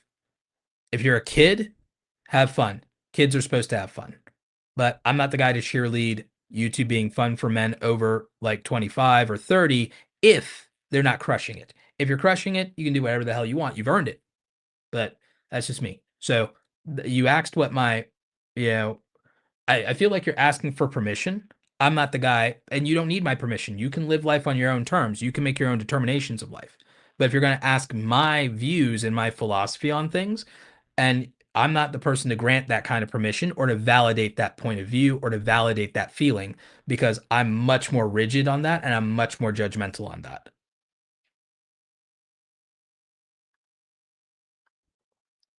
by far. And I'm not saying that that makes me right, by the way. It's just my point of view.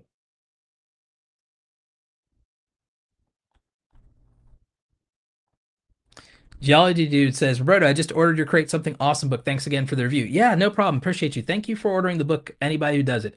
I hope you enjoy it. Hope you get a lot out of it. Um, Now, I'm not saying YouTube can't be fun or that you shouldn't enjoy the process, but I think that it shouldn't be a priority.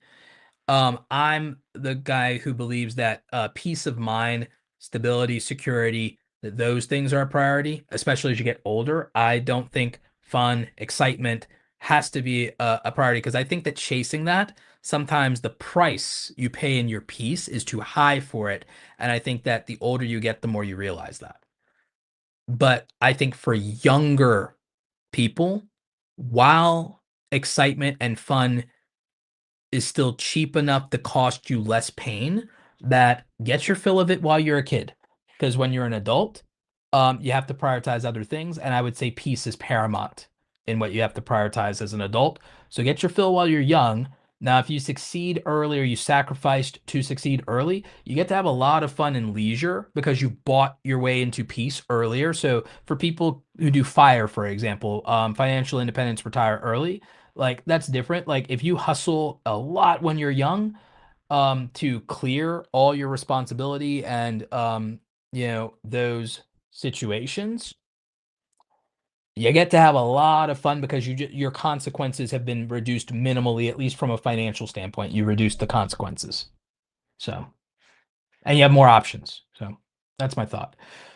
Sweet dude. So this looks like this is gonna be baking. Sweet dude, Walkie-talkie podcast. It's two Naruto Boruto YouTuber. Oh, okay, so that's what it is. Who do Oh, so you're asking for a review of this other channel, I guess that you might be a part of, or that you just want to hear about. Okay. So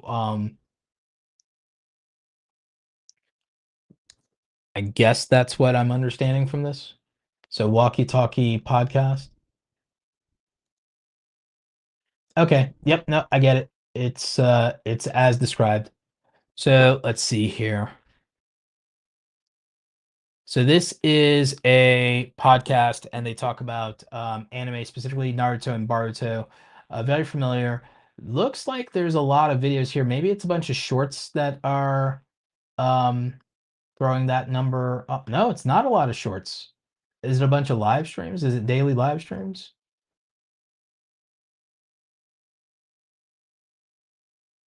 Huh.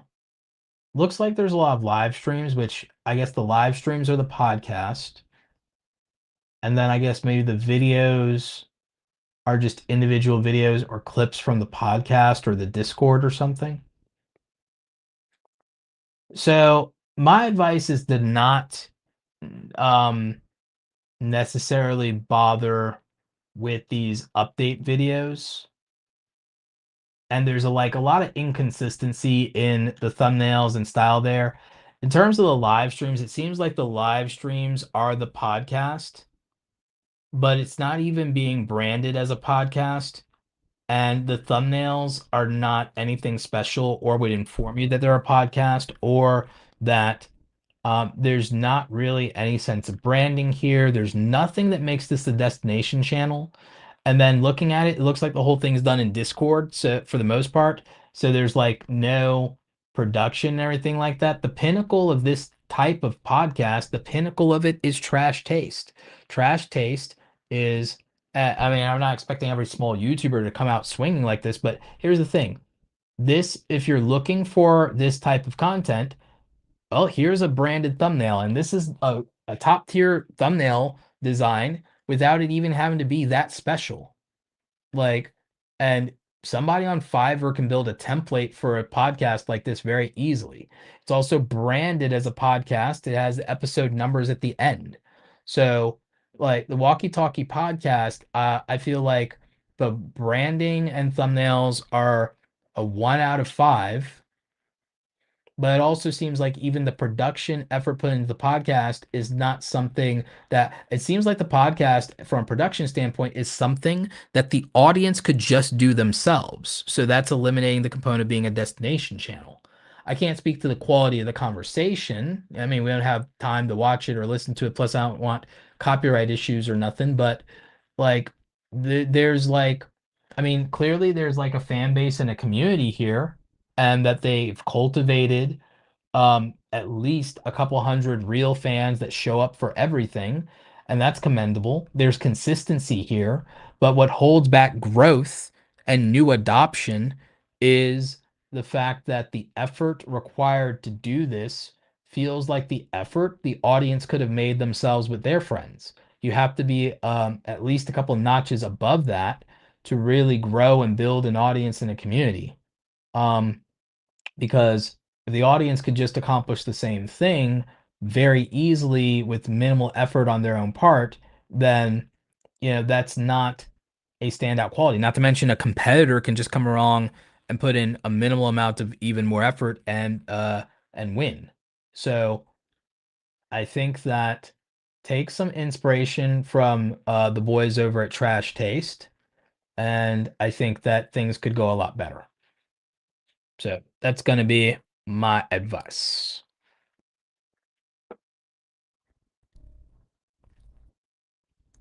So we've got friend of the show, This Old Japanese House, coming through.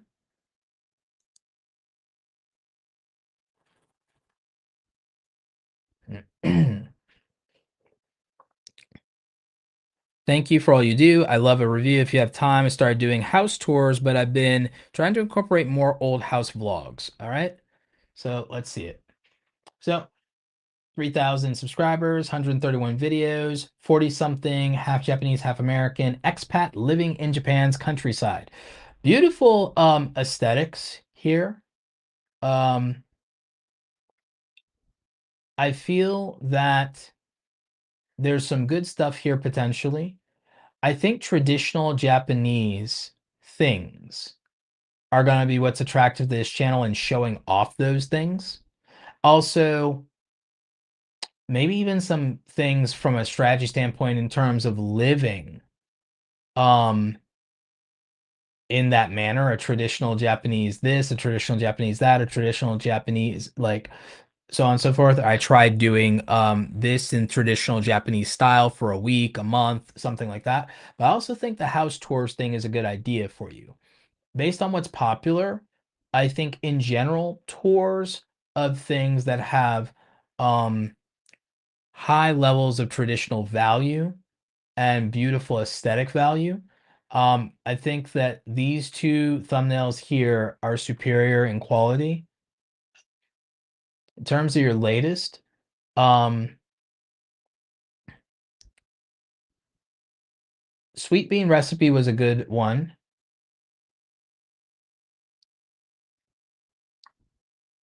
The surprisingly easy way to make yatsuhashi, I think I said that right, yatsuhashi. Um, I think that what the audience is telling you is that they want to see old traditional Japanese aesthetics as well as traditional Japanese recipes, and they want to see traditional Japanese clothing, and they want to see um, old style Japan, and they want to see the aesthetics of the countryside.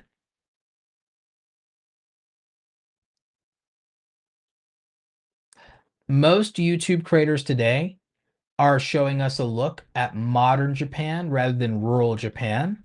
And they're showing us things like Shibuya, Akihirabi, Shinjuku, cool vending machines and that culture, love hotels. They're showing us things that are more otaku centric um, and leaning into the quote unquote weeaboo culture versus I think that the value that you could bring is showing and doing some credit to showing um, things that have much more to do with Japanese traditions and the rural living and the countryside. I think that what I don't see is I think that you would definitely, I think a shrine tour, a Shinto shrine tour would be interesting here. I think that castle tours, if you can get to tour Japanese castles from the Tokugawa period, the Meiji era, and the Edo period would be good, especially things in Kyoto. Um, I think that um, showing and doing traditional Japanese traditions and walking us through that vlog style would do very well.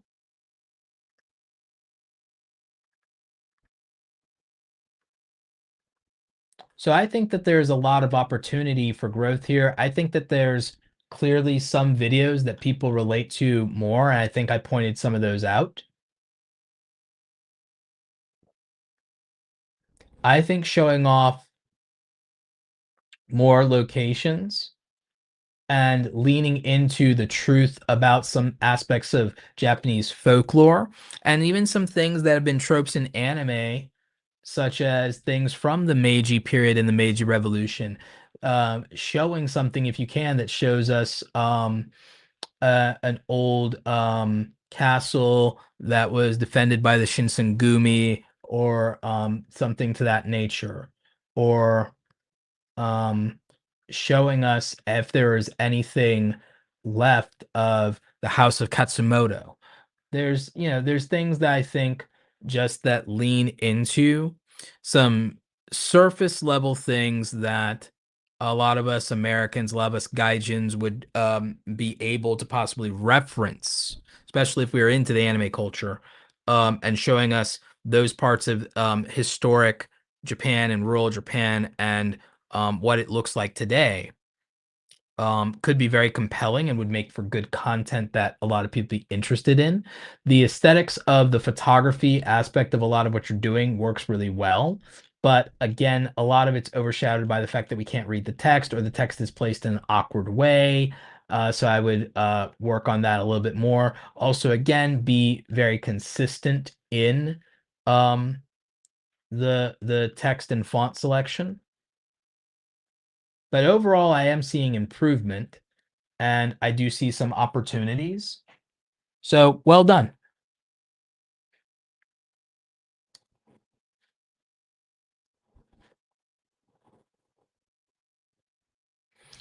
There seems to be a question about does it make sense to redo thumbnails for old videos? A lot of times, if you absolutely know, or someone's able to tell you that the thumbnails aren't good, yes. I've found that changing titles tends to be the most effective thing to change, unless the thumbnails are absolutely atrocious. Unless the thumbnails are atrocious, don't make sense, or you really just know, I could do better, then titles are actually usually the thing that can have the most impact to change, in my experience.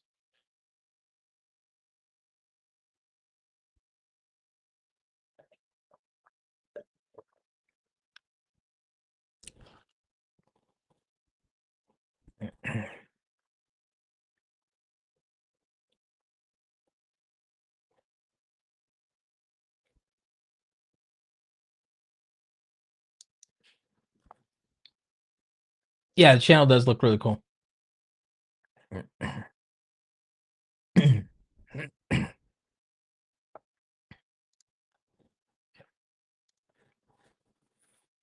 Yeah, I'm glad you like the ideas.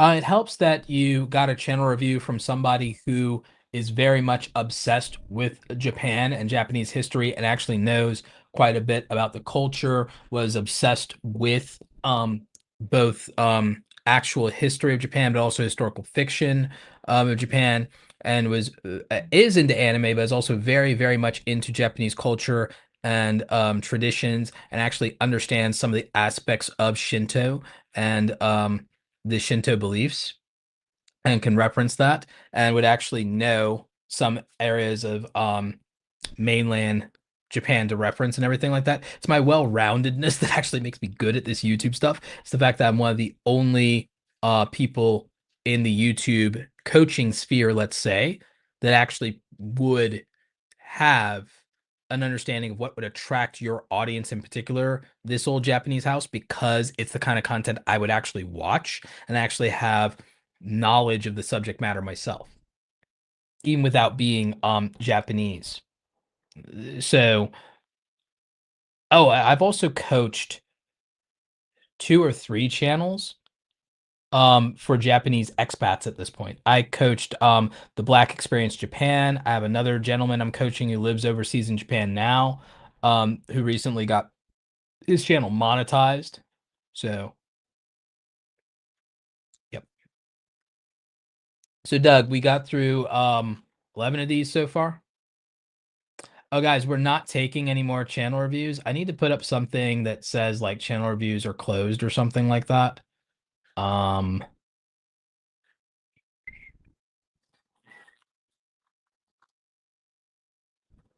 let's see. Ah, yep, here's a ticker. Here's a ticker. Channel reviews are closed. So we're just going to review the ones we have in the queue because we are closed. We're closed. Yep. Let's see. But we are going to get to the ones we still have in the queue. So let's see. Who's up next? Oh, our good friend Larry from Home Rapid Repair is next. Home Rapid Repair has been crushing it lately. So this will be a great learning experience for us all. I think last time Home Rapid Repair was on the channel, he had just crossed 10,000 subscribers. So Larry from Home Rapid Repair is now at a whopping 14,000 subscribers. I believe you have the capacity now to do YouTube full time. I think last time we talked, you're doing a couple thousand a month with this channel. So let's see, popular videos, of course, regular videos, and then, oh, good playlist, how to electrical. Smart. So let's look at the actual videos and see what's going on lately. So a couple of days ago, you did a really good 1,000 view video. Best-selling table saw in the US. Nice. Probably had that sent to you by a brand. So you, of course, took my advice with putting on the vest. Very good, my friend. Three different caulking methods for perfection. Nice listicle video. Very good. 3 weeks ago, this video testing vinyl planks fails against laminating floor. Very good, very specific video, but that bad versus good, that was a solid thumbnail on your part. 4 out of 5 thumbnail, my friend. Laser measure for the same price as outdated tape measures. This thumbnail, my friend, should have had you in the center in your vest with holding one and the other and having the price difference above it. It should have been a comparison video of cheap versus expensive or something like that. Or that's what that one should have been for the thumbnail. So the thumbnail for this one is wrong. You can go back and correct it and it might do better. But that thumbnail was just wrong. If you're going to do a price comparison, you show the objects and you put the prices above them or an exaggeration of the prices above them. Let's see. Overall, very solid views. Look at this. You had a video go viral for you with 190K views the other day, like a month ago. Why vinyl planks are out and laminate is back. Nice. Well done thumbnail. Very smart. Creative use of the text there. And I can see why you got the views on that. Very good. Well played. Consider that a lot of people their videos, I'm noticing a pattern that flooring is doing a lot of views for you. I would suggest that flooring, tile, ceilings, and walls will likely do the best. But also before and after videos do good. And a lot of this is evergreen content, so it's staples. The other thing I would tell you is install videos are going to do extremely well for you, especially if you can teach people how to install anything in 10 minutes or less. Those videos will keep doing views for you, so look for more opportunities to do that as a series. If something performs well, y'all, turn it into a series. Make it a staple of your channel if possible.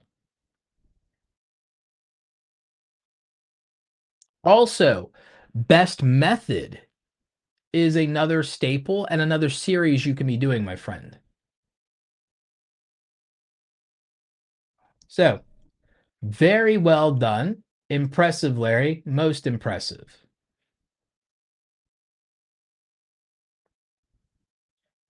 Permanent fix is another series and staple that should be in the title of your videos. These electricals, oh yeah. Any series on doing something without doing something else, yes, that's going to be a win. Open ground outlets seems to be popular on the channel. Install videos, but if the install videos, again, if they can be under 10 minutes, always try to put install this in under 10 minutes in the title. Absolutely. Find more household annoyance issues like smoke detectors still beeping. Find household annoyance issues, and that will do very well for you. So, well done, Larry. Good learning opportunity, I think, for everybody around the concept of series and finding ways to repeat titles that are effective. So how many more of these do we have? 1, 2, 3, 4, 5, 6, 7, 8, 9, 10. Jesus Christ. Okay. Got to power through these and definitely got to try to keep them all under 6 minutes. So we have Simply Tasha with Simply Tasha with a $20 super chat. Love to see a channel review. You'll see that my huge struggle is thumbnails and titles. Well, let's get at it, shall we?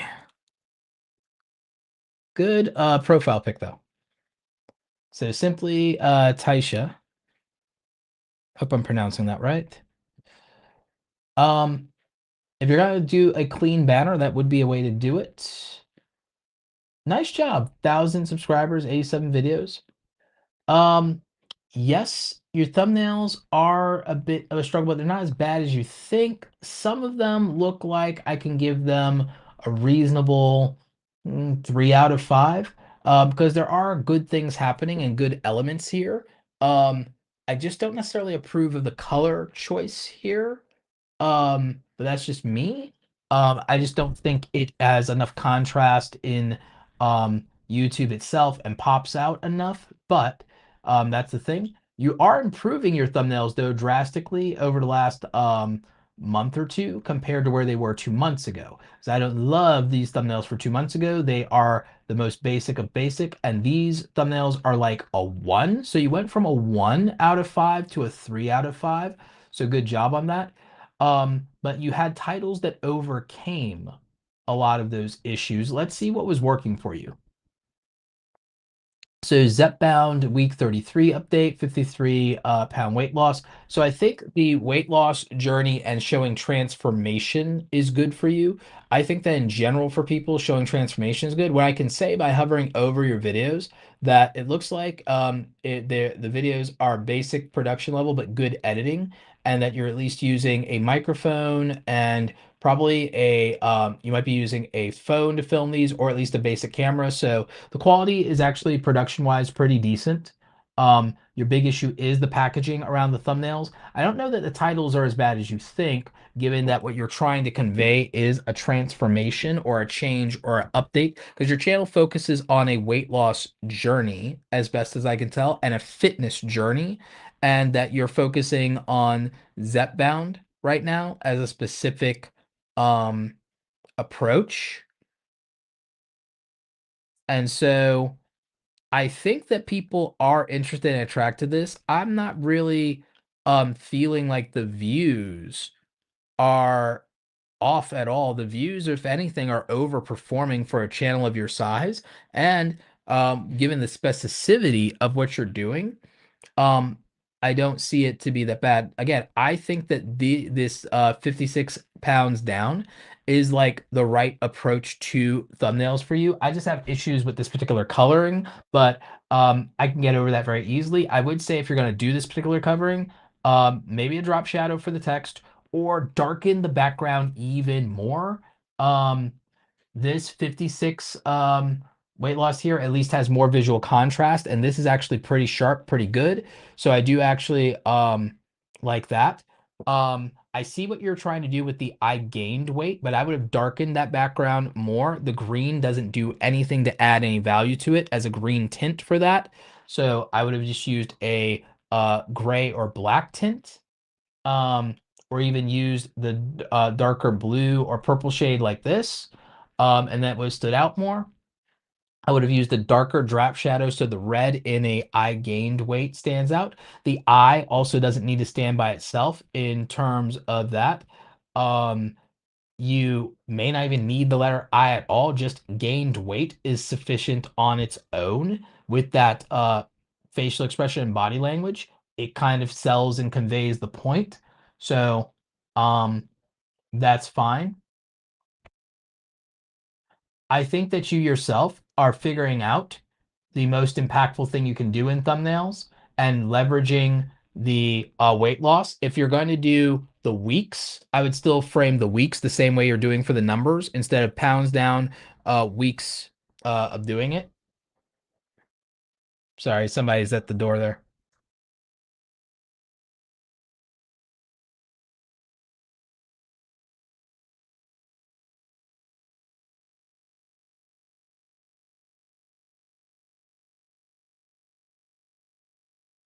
All right, there we go.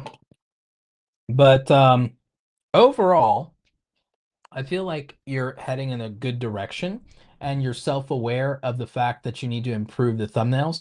As for the titles, I would just try to use an emotional trigger or compelling element that conveys the transformation or the struggles, or uses ambition or anxiety framing, or both, of achieve this, avoid this, that sort of thing.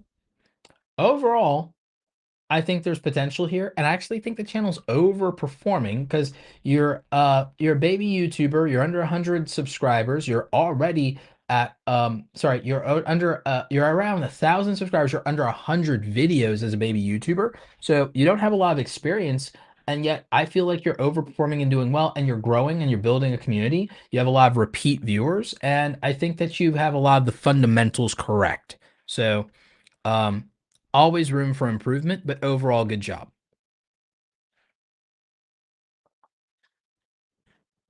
All right, we have 2.0 mommy, frequent commenter on the channel. Appreciate you.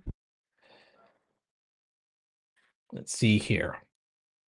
I'm documenting my weight loss journey, but unsure of what direction to take once I've lost the weight. Any advice? So, that's a good question. And what I would say is, good job on 2,000 subs, by the way.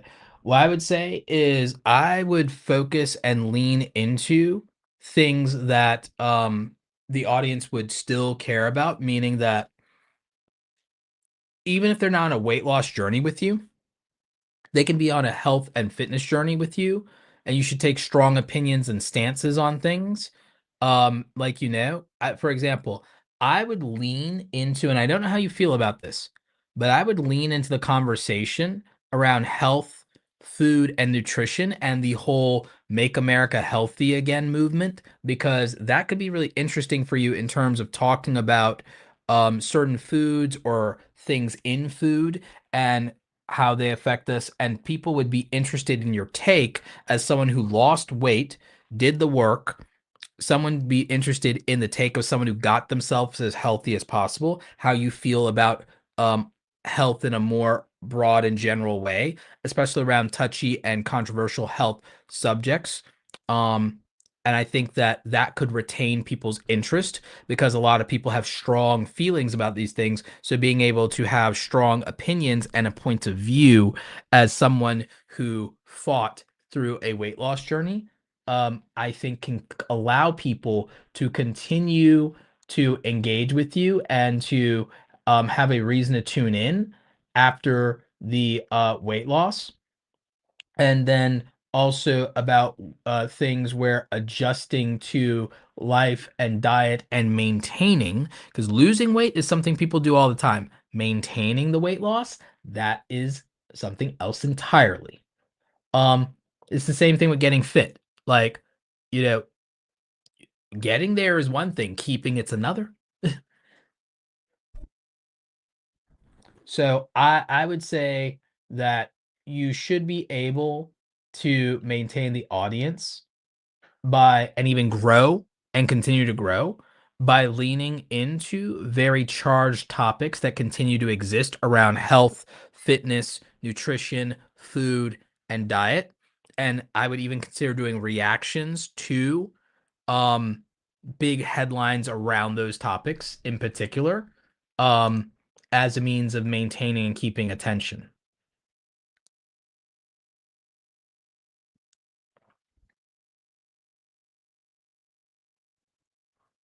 I also think a lot of the things that I said to Taisha apply to you as well.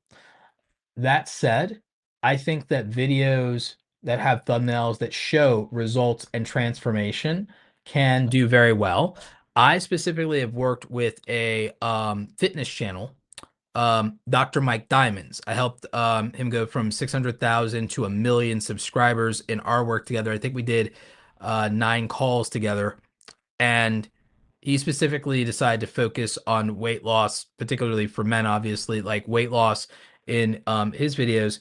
And the thing is, he himself is a bodybuilder and is fit. I'm not telling you to go in that direction, but what we found was topics that focused around nutrition and food and what to eat to be lean or to be healthy or to get protein or to do this did very well for him, as well as videos that might have been focused on habits and routines. So take that into consideration.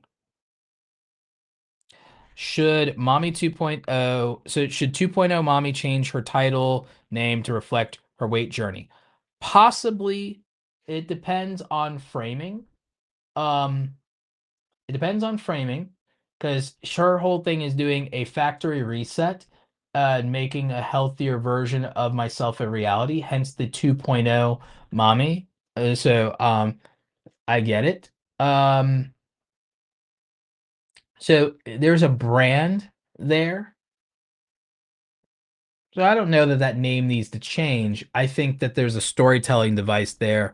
So I'm fine with it.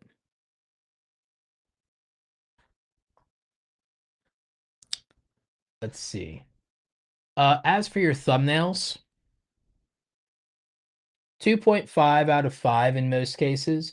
The thing that I will give you credit for on your thumbnails is the typography aspect of the latest thumbnails are better than most people's. Or rather on your most, yeah, the latest. Um, the typography aspect is better than most people's.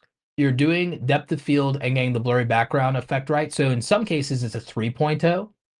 Um, but in things like this one, that's more of a reaction type video style, you need to improve that. The rest of these, about 2.5, 3.0. Give you a 2.5 on the transformation one because it's done and executed well. I just feel the photos themselves could have been better or could have been retouched a little bit for sharpness, clarity, contrast, that sort of thing.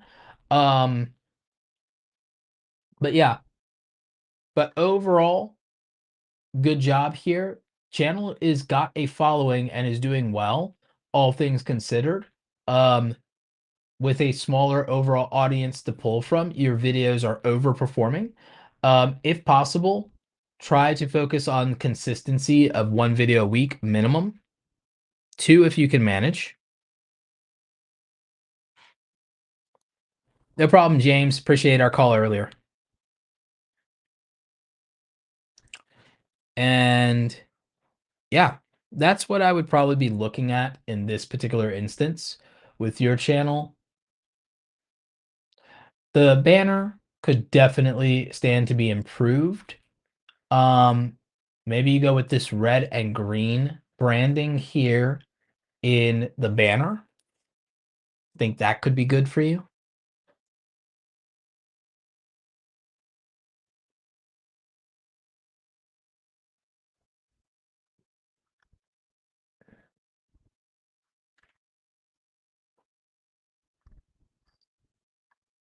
Yeah.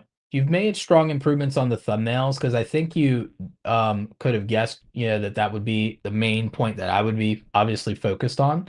But I do think using more thumbnails that show the transformation and show the weight loss and making sure, I think that a thumbnail like this, or to some degree, every month or so, helps reinforce the storytelling.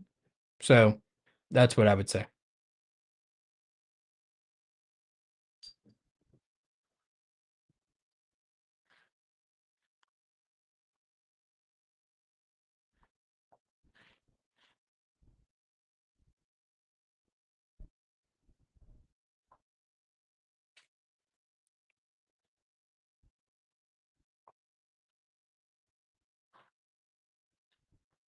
So let's see. That's my thoughts on that one.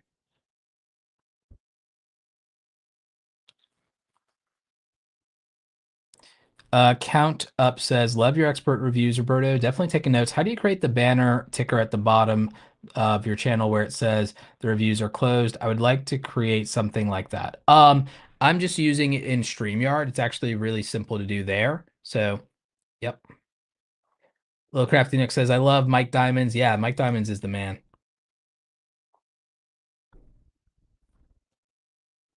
We got Clover Tack in the house. All right. Thanks, Roberto. By the way, Tasha and I are besties. Good to hear. Doug, how many more do we have? Am I close to the end here? Doug, please tell me I'm close to the end. All right. So we got our good friend, the Salon Guy. Hey, Roberto, I've been creating AI models and doing haircut breakdowns on them. I'm getting some pushback from viewers. Should I care? I'm also going old school with longer form tutorials, and my views are up. Well, good to hear the views are up. I know that's something you were definitely concerned about. Um, if the audience is responding badly to AI stuff, it just depends if that's a vocal minority or a vocal majority, and whether or not it's old loyal people or if you're replacing them with enough new audience to do so. So let's figure this out. So when you say you're using AI models for and doing hair breakdowns. I could use a little bit more context on that.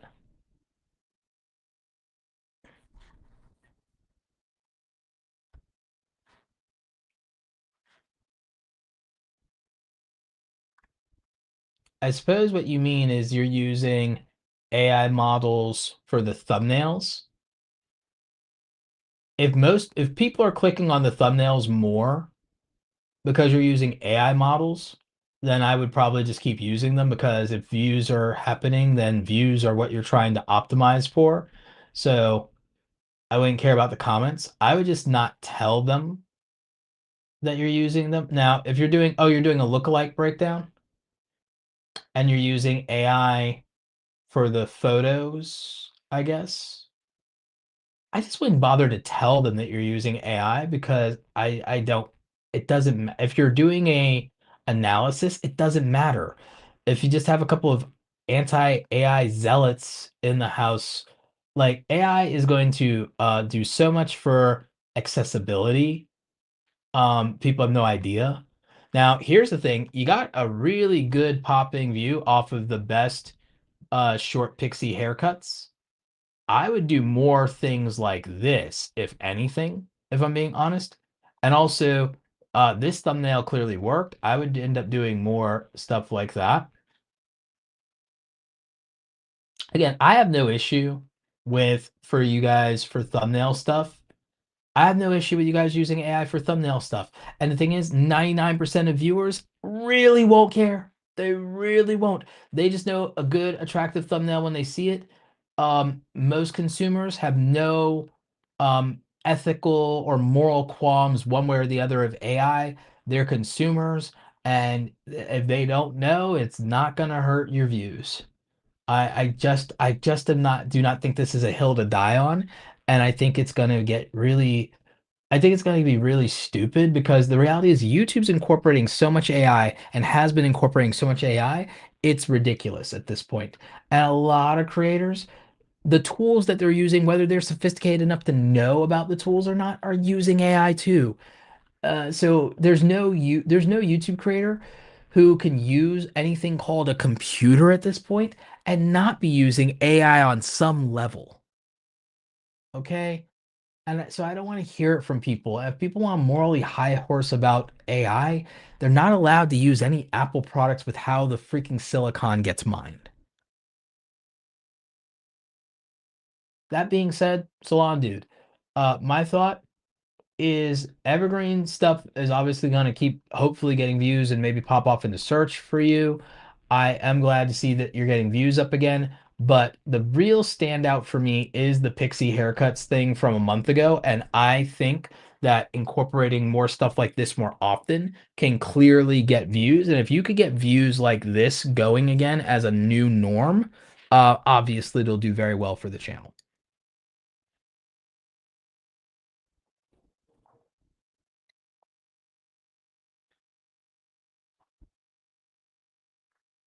Yep. They're kind of seeing it looks like AI.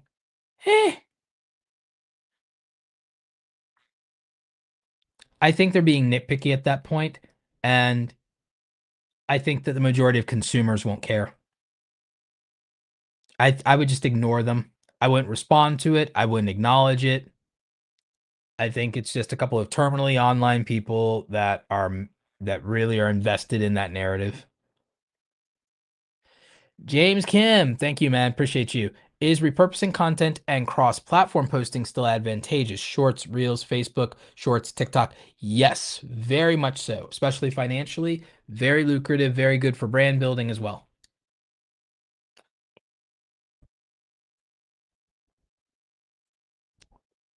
Let's see.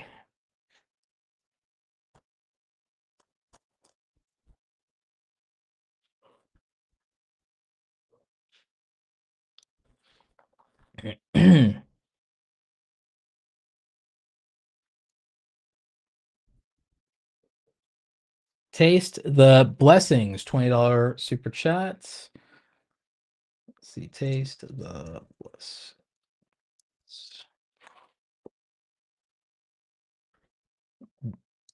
Cool logo. Could be more readable.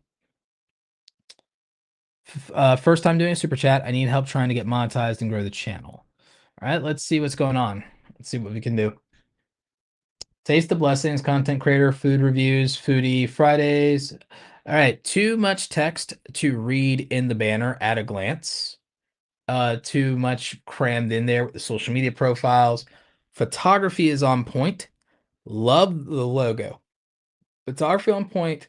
Love the logo. However, you're not able to get all the text into the circle, so you might want to reduce some of that with the text that's on the bottom or eliminate it altogether. But good job there. Very clever with the burger with its own mouth. Like that. Glad you have a website. Good for you. So all good.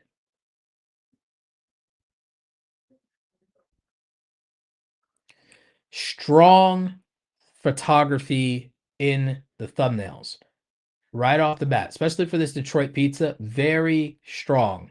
Good job there. You should be monetized. I guess it's just a watch hours thing for you, which is just obviously you'll want to make more content. It's just the watch hours because you have the subscriber count. So it's the watch hours. Let's see. How many videos have you made? 200 videos, 266 videos. Okay. Oh, well, there's a bunch of shorts in there too. Okay, I got it. All right. You started to get the hang of the photography more recently. What's going to help you in general is thumbnails on this level. Um, Now you don't need any logos in the right-hand corner. Just eliminate those. You don't need logos in the right-hand corner. Just eliminate them. They don't do anything. They don't add anything to the video at all. You don't need them in the right and left-hand corner. This Baltimore's Redhead Chef Cooks, you ruined a perfect thumbnail with putting logos in the corners. Don't do it. It's unnecessary. The spicy chicken, Nigeria, Suya Street. The photo is not doing it, my friend. Same thing with the El Paraiso restaurant and everything like that. The framing of these things and like putting it in front of your face like that, it's just not doing it. It adds nothing of value and it's not interesting enough. I understand what I think you were going for, but it's really not cooking, so to speak. Your style where you are putting the text at the top is working better because then you don't have to worry about the timestamp in the bottom right hand corner like at all. But still, again, fairly good stuff, even in some of your older content. The hot dogs, this was a great one. But again, you kind of take away from it with the logo here. And if the text had been flipped to the top, even better, kind of like what you have it, because it's not going to mess into this timestamp. Um, there's a lot of potential here. You're a solid creator, good foodie. Looks like there's some good cinematography and storytelling and some close-ups and stuff here. Good previews for YouTube. Looks like your old stuff that there was some like video that was done vertical, which isn't a good fit for this. It would have been better later when YouTube did the vertical 3-minute videos for shorts. Um, First time eating is going to be a good series for you. Looks like that. So there's some pretty good views here considering you're a smaller channel. Um, and that you started up during the pandemic. Um, Consistency is key.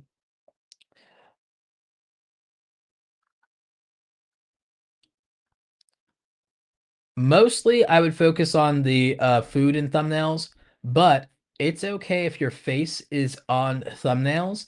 If there's a location or a food truck, it makes sense. But for the food, showing off the food itself with good photography is the thing that's your best bet. Stop ruining it with throwing up these logos, though. It's not helping anything. Um, but you're getting better. I think your instincts are getting sharper. This thumbnail style for the Detroit pizza is it. That's the way to go. That's the direction to go. Might be worth even updated some of the previous thumbnails. If you are going to be in a photo yourself, this one with the must try, excellent work. Excellent work with that. The homemade cookies, that thumbnail is not doing them any justice. I can't even tell what they are in the thumbnail. So that was a problem. But that red and the yellow must try, smart move. Red background, yellow text, that's good for you for a thumbnail like that. That is ideal. Those are McDonald's colors and they're attractive for a reason to us when it comes to food stuff. So excellent job with that. Very smart. Good job cutting yourself out of the background too. But the bebop thing doesn't do anything for you. The sandwich doesn't do anything for you. Must try and having that red background, yellow text, cut out with you and that pose. Perfect. Magnifico. So absolutely. Love it. It's more of the direction you need to go in.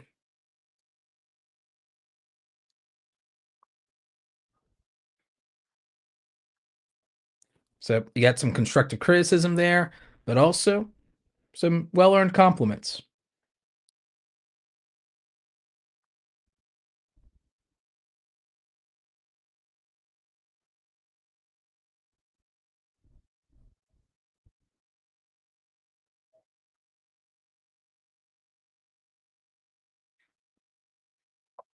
Texas Goddess, yes, I will give you more of a heads up the next time I'm doing a channel review. Most likely will be Friday or Saturday coming up, even though I will be on the road. I'm going to try and do it anyway, even though I'm going to be on the road. I'm going to be in Florida. I'm still going to try and do one.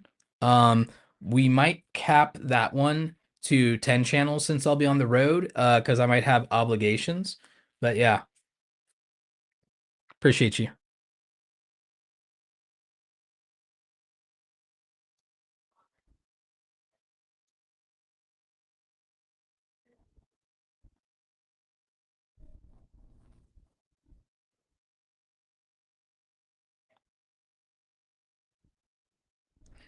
Is A/B thumbnail testing beneficial? It can be. I've especially benefited from it in particular.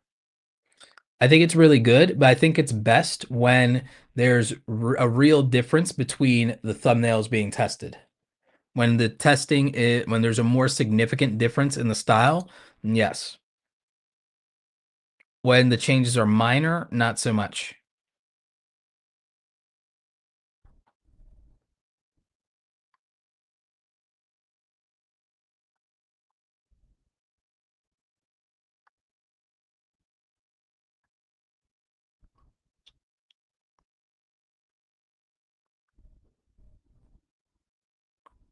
This old Japanese house. Thank you again for the review. Otsu Kamarasa couldn't do exactly 20 the first time with the exchange rate. Appreciate you. Domo.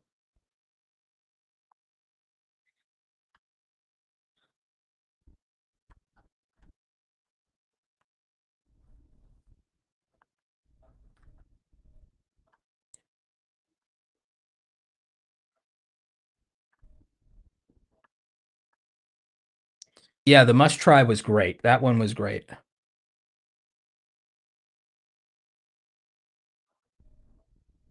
Yeah, the food trucks in the background, that one for him being on camera for those thumbnails, those were good.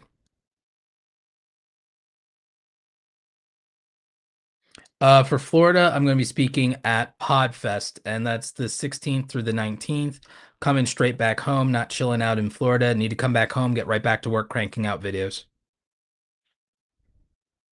Plus, I got to work on some stuff for the basement setup, and I have to add a the Elgato foot pedal to this setup and work on a couple of things for this and clean up a little bit for a office tour and then a basement studio tour for the studio, possibly one for the library for channel members. We'll see.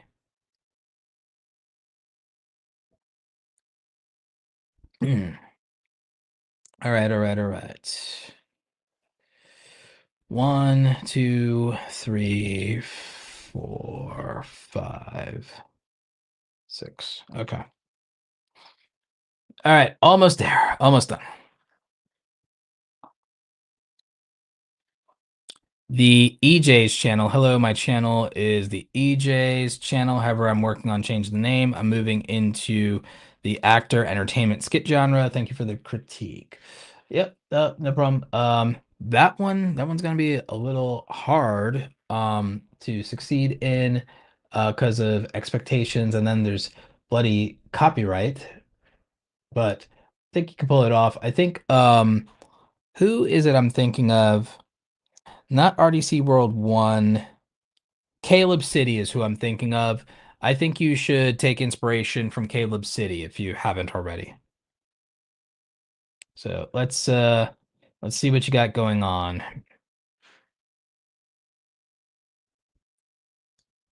So a bunch of shorts, and you're pivoting from your weight loss journey. You're pivoting from your weight loss journey to um entertainment. Okay, I like the idea to some degree. Deadpool and Wolverine by the EJ's channel featuring King Gabe. Okay. Production value could have been better.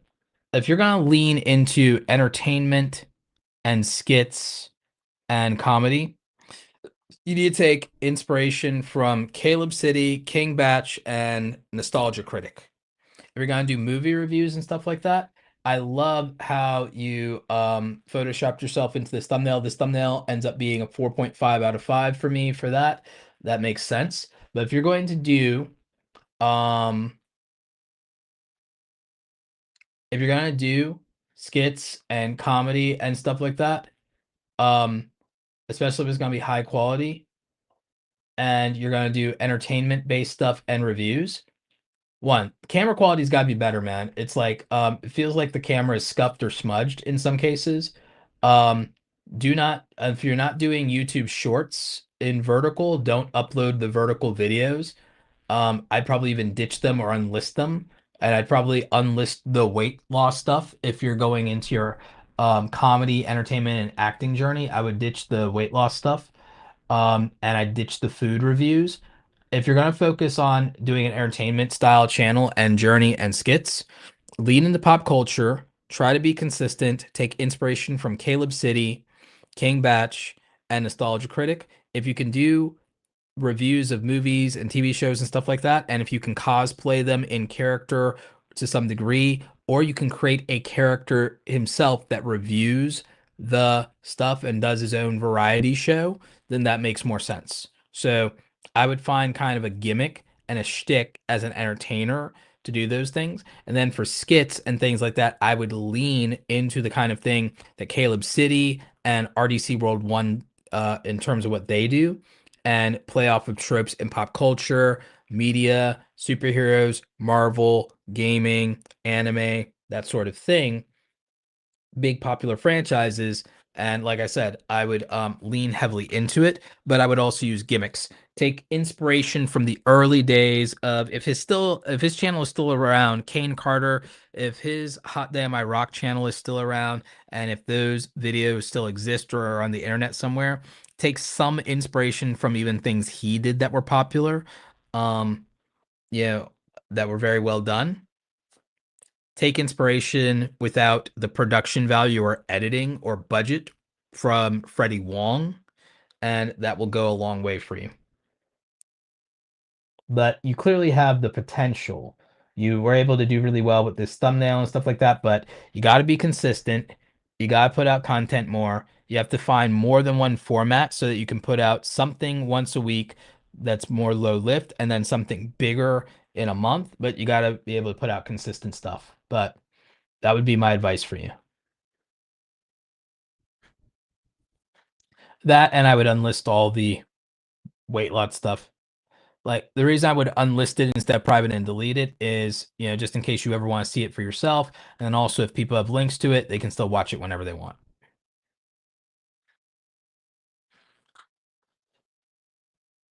Let's see, Art Life with two T's.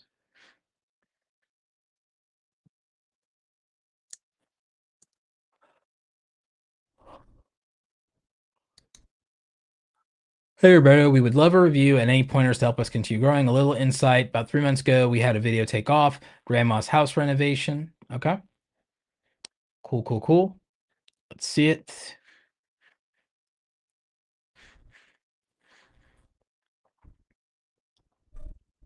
All right. 17,000 subscribers. Kind of like the banner. Feel like the text is a lot to potentially read, but still solid. Feel like the profile pic should close up a little bit more on you guys so it's more visible because it'll be really tiny in comments and stuff. Um, Blended real estate, family business, health, world school. So, I mean, you guys are a variety channel talking about your family, I guess. Our new videos.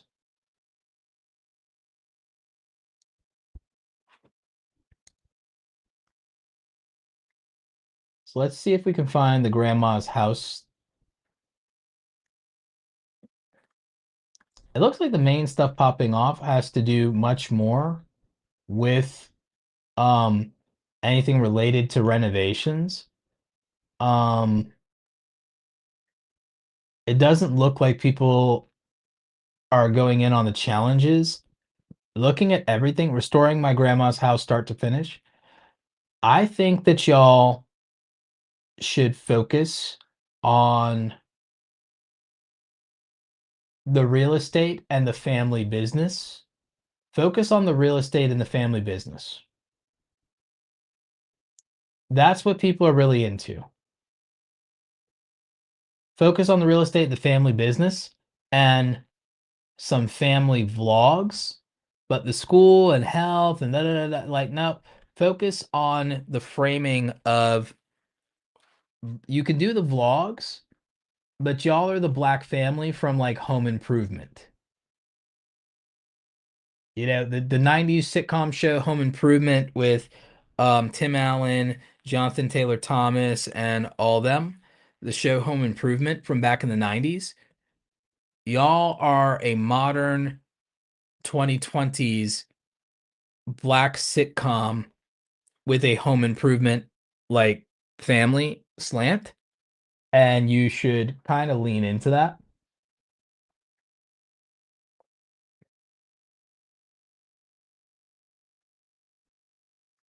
So that's kind of what I would do in terms of an overall direction.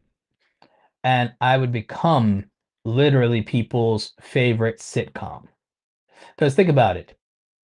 You've never seen a show like Home Improvement, but with like a black family.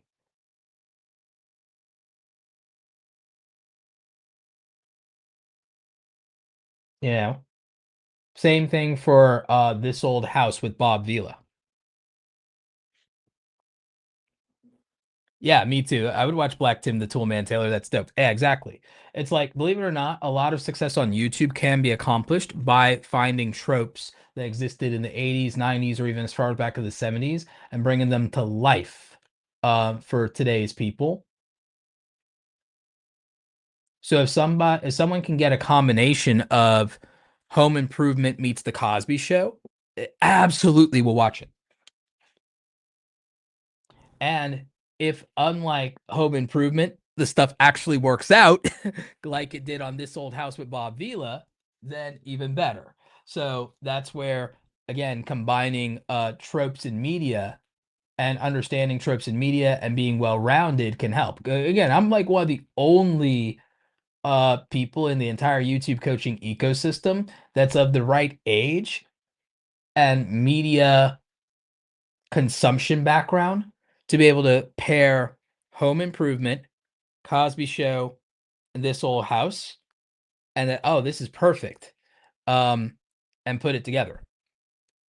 You know, same thing with the fact that I'm like the only YouTube coach that probably has a very deep knowledge of anime, gaming, and Japanese history and culture. I just have weird eclectic taste and hobbies to where I'm very well rounded, and y'all's channels benefit from the fact that I can go into almost any genre of YouTube and know what I'm talking about.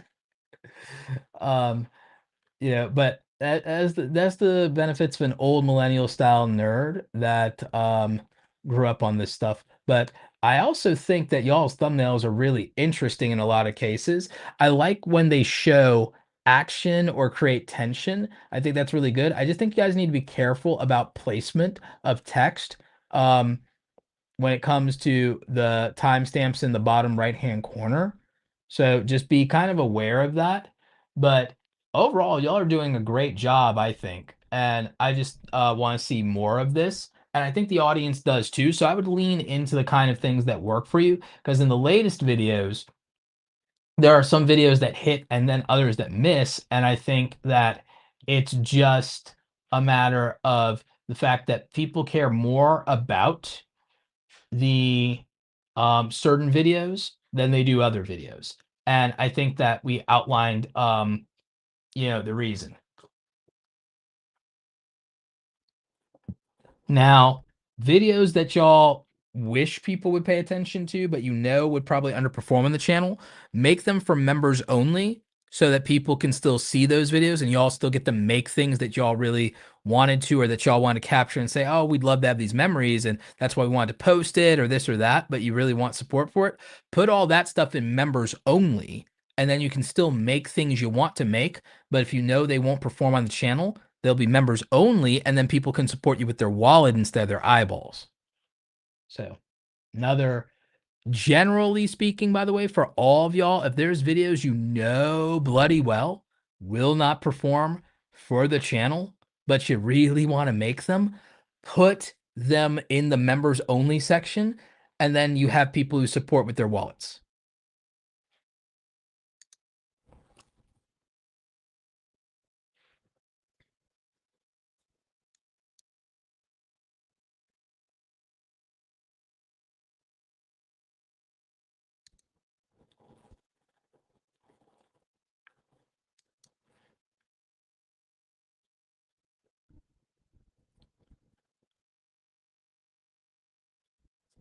Yeah, absolutely. Like no one's ever like seen. There's never been, in my understanding, a like Black the Tim the Toolman Taylor. So literally combining the trope of you got Tim Toolman Taylor, but it actually works out this time. So then it's kind of Bob Vila from This Old House, but then you have the family dynamic of the Cosby Show.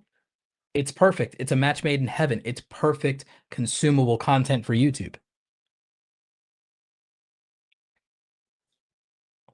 The thing is, with memberships, it's about having something there for people who want it. You don't even have to promote it heavily until you have more material there, by the way.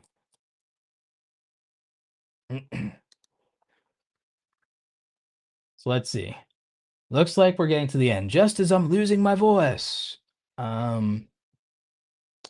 Geek Media Central recently transitioned from looter shooters to fighting games. Reason being, have 20 years competing in the fighters at a high level. Any advice during the transition would be invaluable. Thank you all. Okay, so let's check you out. Geek Media Central. Did you ever Geek Media Central? Did you ever make it to Evo? Did you ever get to be competitive in Evo? If you're from the fighting game tournament circuit, I would hope so, and would maybe expect that a little bit. Spanner's not bad. Good profile pic icon. 102 videos, 1,000 subscribers. Solid, solid, solid. Some good. Oh man, you're doing really good in the shooter niche. So moving over to fighting games. Ay, ay, ay, ay. Honestly, man,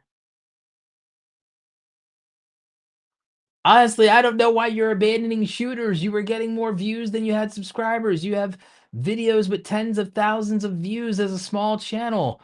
Why would you move on from shooters? It was doing so well.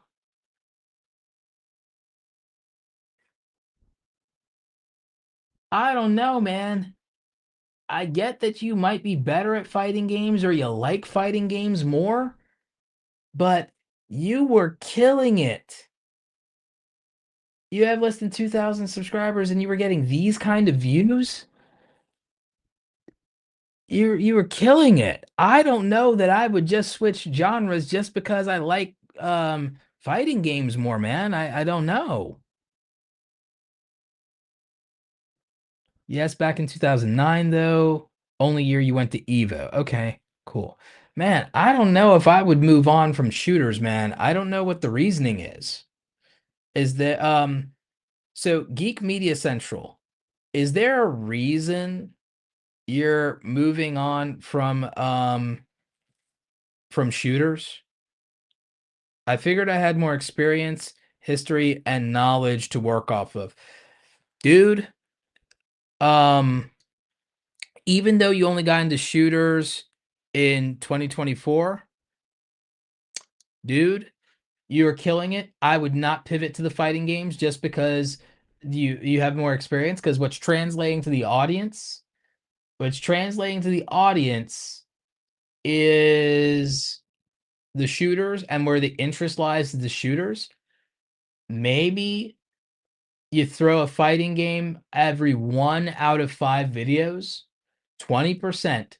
I would stick to 80% of these shooters, and maybe you throw 20%, you throw a bone to the fighting thing to see if it's viable, and you do that throughout this year.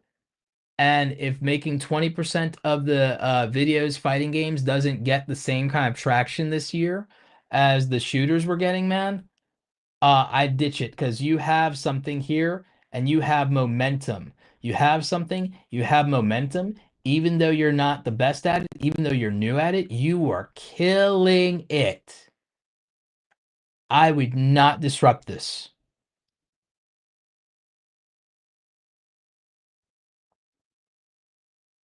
Yeah, do both. Focus 80% on the shooters, 20% on the fighters. But I also want to see weekly consistency. So what that means is 4 shooters, 1 fighter in a month. In a month. And I want to keep seeing that. Is it too disrupted now, or can I go back to the looter shooters? You can go back to the looter shooters immediately and get views, because YouTube already has a pattern of your audience to know how to find them. So yeah, you're not too disrupted now. You can also leave these videos up. The Street Fighter 6 one did decent views for you, honestly. But these other two, not so much. But leave them up. It's okay. Go back to the shooters, do 4 shooters, then do another fighting game one, but stick to Street Fighter, and rinse and repeat.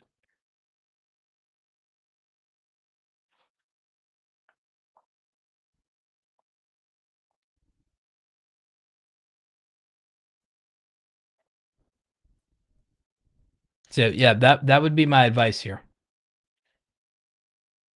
But overall, also, by the way, compliments on these thumbnails. These are 4 out of 5 thumbnails in many cases. The Unrivaled one is a 4.5 for sure.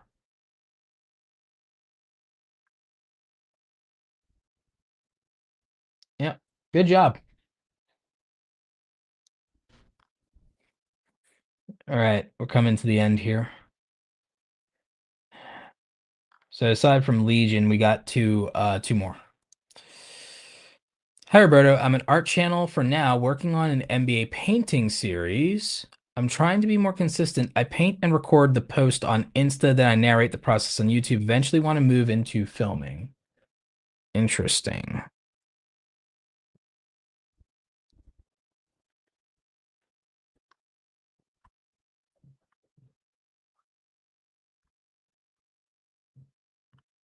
Why can't I find your channel?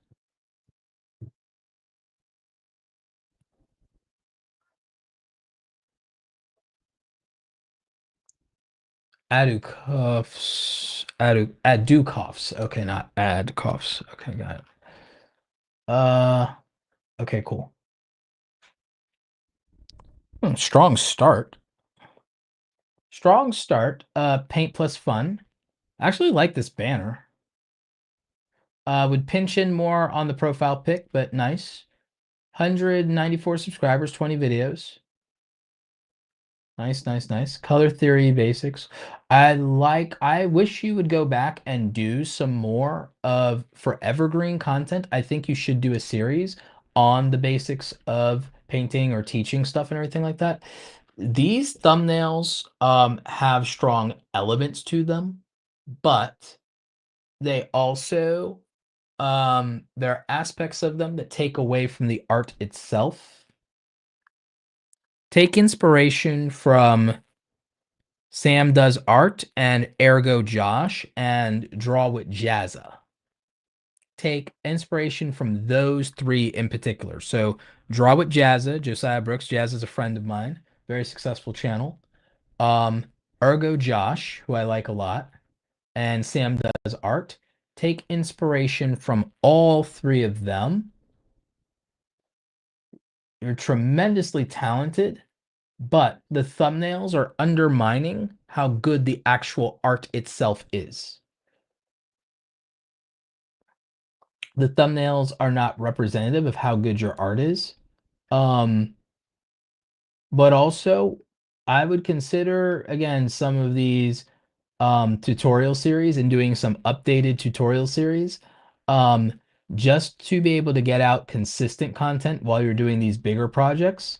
And because I think it'll give you strong credibility um, and that you can inspire a lot of people with that.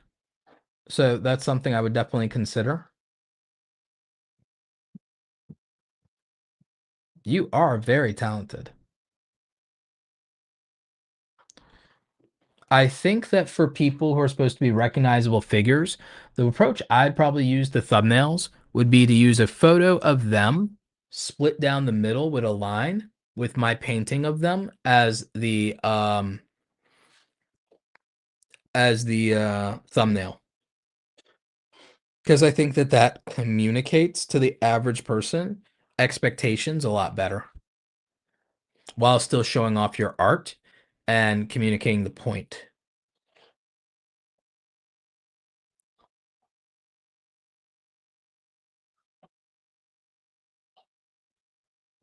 So I think that that would probably be a good way to increase the views here.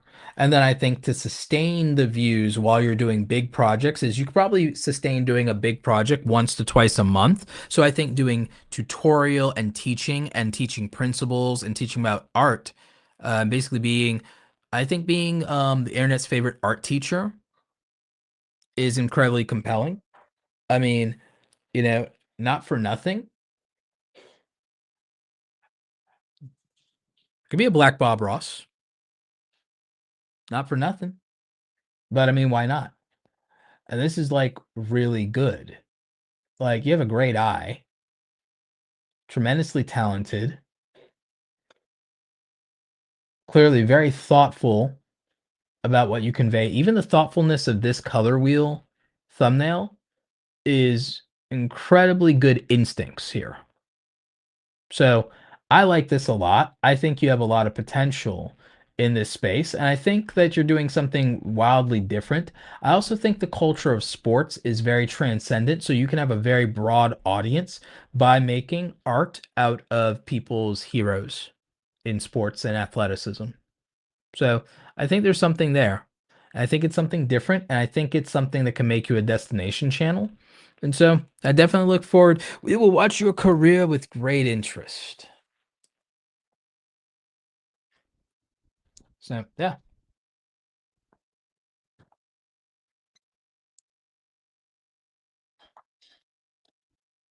let's see here.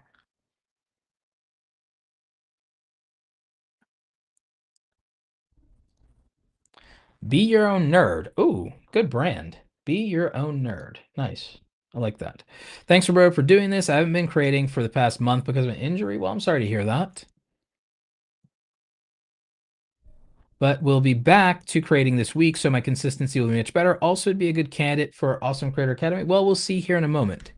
Be your own nerd. Be your own nerd. Okay. Making the tech in your life fun again. All right, cool. Nice branding in terms of the logo and be your own nerd. I would have just used white text for the making tech in your life fun again because I think that any more colors than the blue and the gold there start to be a bit much. So I would have just went with white for that, but good overall. Like the profile pic there, very clever. Very clever. I like it. 3,000 plus subscribers with 85 plus videos. Well played, sir. Well done. Um, hmm. Biggest weakness is going to be the thumbnails, obviously. You're winning in spite of that, which means your topic selection and titles are strong because the thumbnails are not. You don't need to have the Be Your Own Nerd branding represented in the thumbnails themselves, but you should use the coloring, as you are doing to some degree. The coloring in the thumbnails themselves is ideal. The position and placement, there's nothing wrong with your own image being in these thumbnails. It's actually kind of working. It's the placement and sizing that's off. It should definitely be more visually balanced. So it should be more, and you've seen examples of that. My thumbnails are an example of placement and sizing when it comes to that sort of thing. And let me just hide this so that you guys can actually see the thumbnails as I'm talking about them. So give me a second here. Um, so yeah, I would say that for you, that it's just a matter of the placement in terms of your face here in the thumbnails, and the expression works for the brand, so not really worried about that as much. Could use a little bit of retouching on the photos, not worried about that as much. For the background, I like the idea of you using either the blue or the gold from your branding for the backgrounds and thumbnails. That seems to also elicit the best overall views for it versus the other colors. So I would stick to using the blue or the gold for the background. Take your logo out of the thumbnails, make the image of yourself bigger and taking up more of that side on the left for visual balance. Again, using to some degree the positioning in mine as a example of that. And again, the choice in topics of what to cover, I think, is mostly fine. I would actually do a lot of very specific stuff on Windows and Mac OS products, and also um, common problems. I would source the problems from Reddit, Google's top recommended searches, ChatGPT, and online help forums. Absolutely. Um, and it could be very simple and stupid things that you'd be surprised that people want to look up. Um, that would probably be my primary area of focus due to search friendliness. And if possible to maintain, I would say a frequency of 1 to 2 videos a week if possible. Potentially more, but at least a minimum of 1 to 2 a week would be appropriate. And I think that that would be optimal for growth with those changes, with those changes. Yep.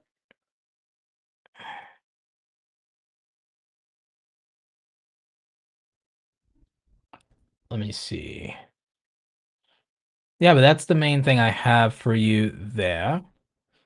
Hopefully that helps. Those would be my main points of compliment and criticism for that. And then I think we'll be ending with we have Legion of Saints.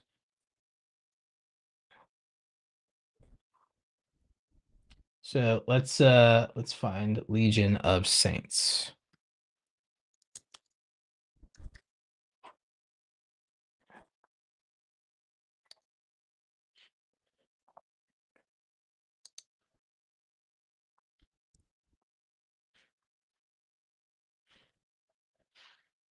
Strong banner. Very strong banner. Don't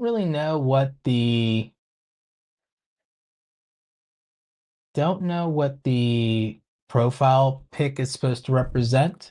Okay.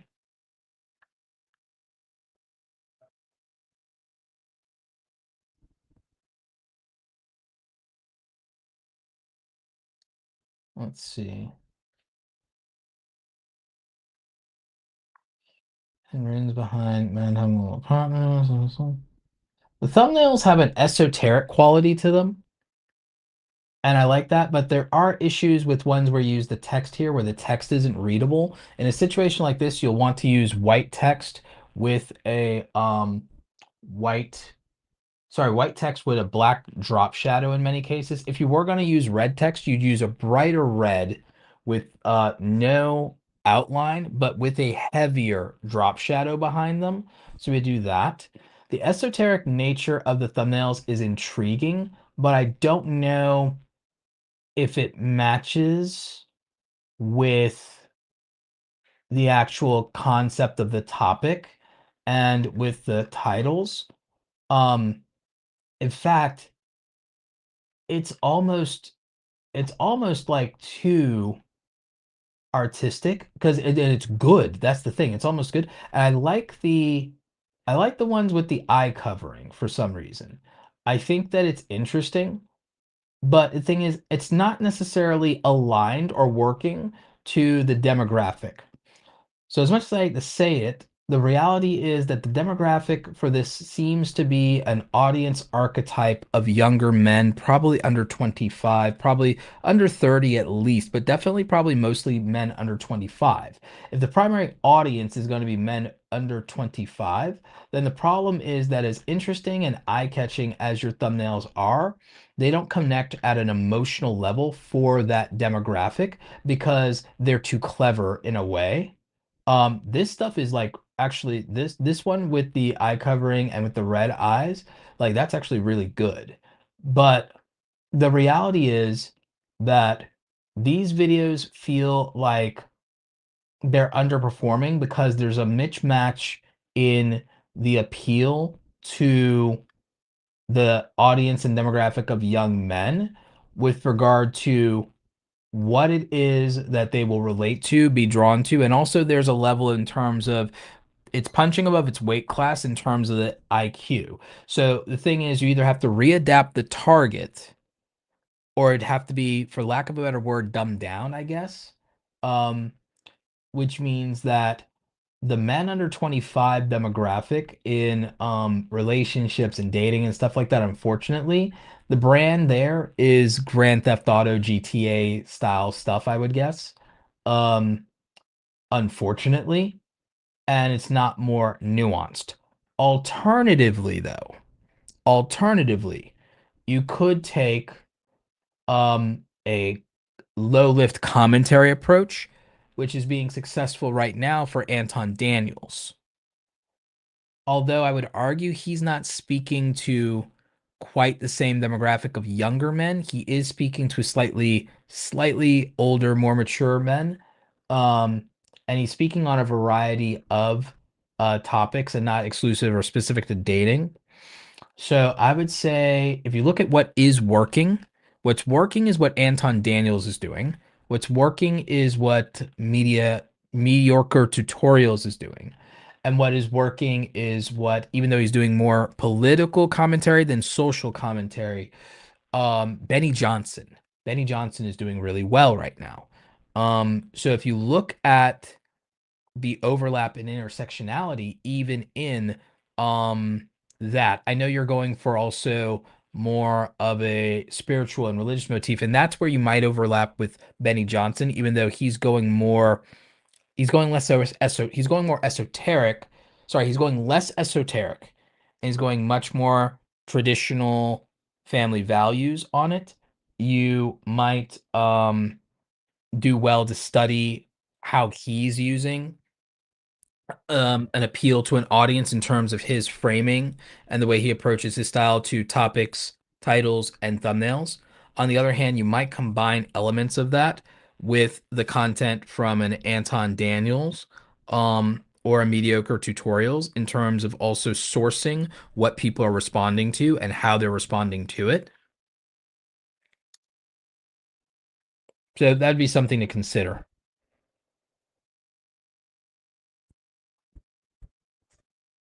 Yep. And those are our reviews. Woot. Those are our reviews. Okay. So I was also chat thoughts on what I just said. We got a little regular message here from friend Terry W. Hey Roberto, launched my channel on January 2nd, focusing on IT project management and delivery, posting twice a week with mapped out plan. How long to see results or info on realistic growth curve?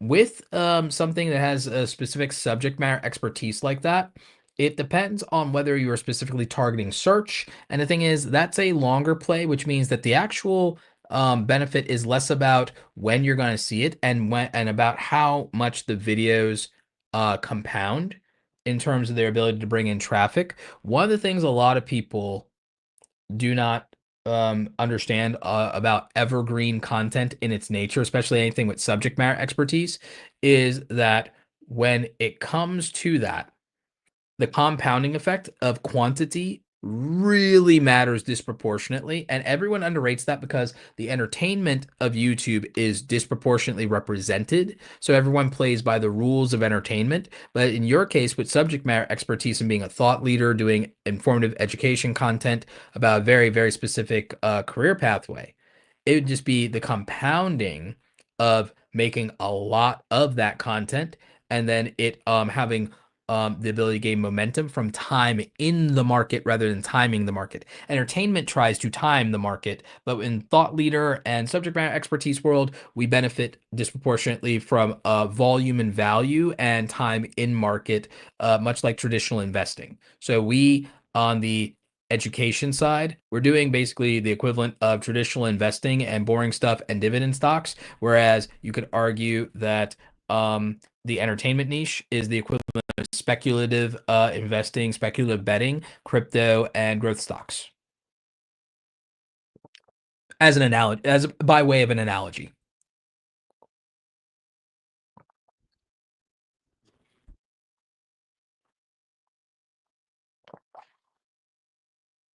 Yep. So hopefully that helps, and hopefully that is some perspective.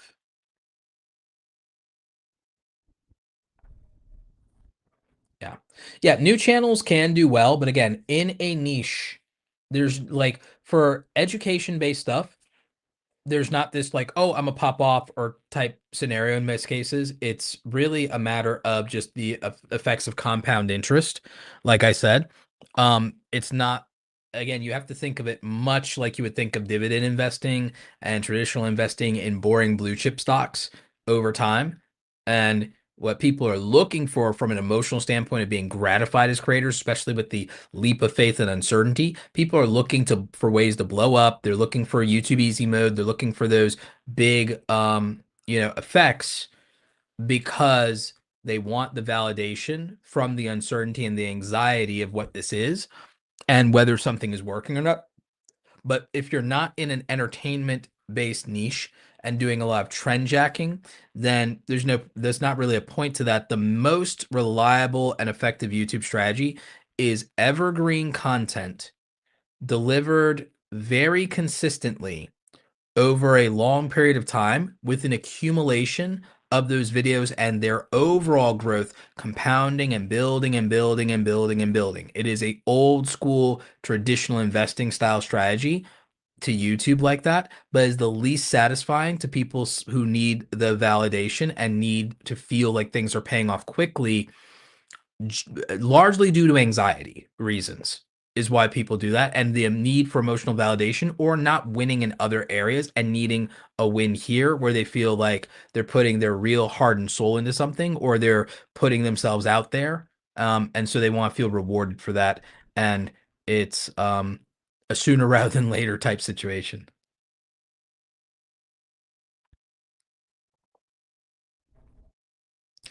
Thanks. In it for the long game, have an LLC trademark, laying the foundation. Yeah, so you're good. I mean, just go in it with that long-term marathon mindset. Absolutely.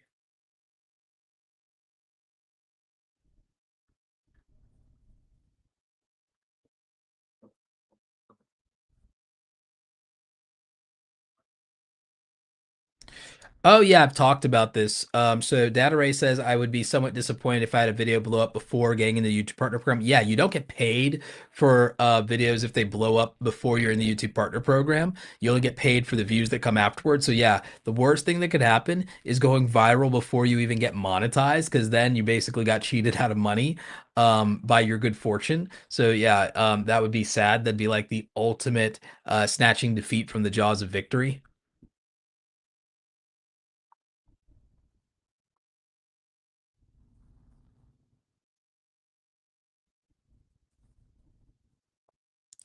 A little too YouTube young, but plan to have my sights set on Roberto's paid services once I get a bit down the road. Yeah, once you guys are down the road, look, I tell people all the time, like if you're not monetized yet, I don't press for you to join Awesome Creator Academy. We've had people do that with that specific goal. And we did get a lot of those people monetized relatively quickly. Usually the advice for that revolves around the new vertical live streaming in YouTube that's had tremendous results. If they have the subscribers already, then we go that route for the strategy. Other than that, you can reference the strategy that I put up on my channel about a week ago on how exactly to get 4,000 watch hours in 2025. We break everything down by the math there. So that's something that I would take a look at. But yeah, I usually tend to work with people when they're a little further along in their journey, or at least when they've got monetized, unless they have a business behind it. If they have a business behind the thing that they're doing, then it makes more sense to do it early. But yeah, other than that, I don't push people who aren't in a position to make money from their content to spend money on me or anybody else. I tell them at most, maybe buy my book.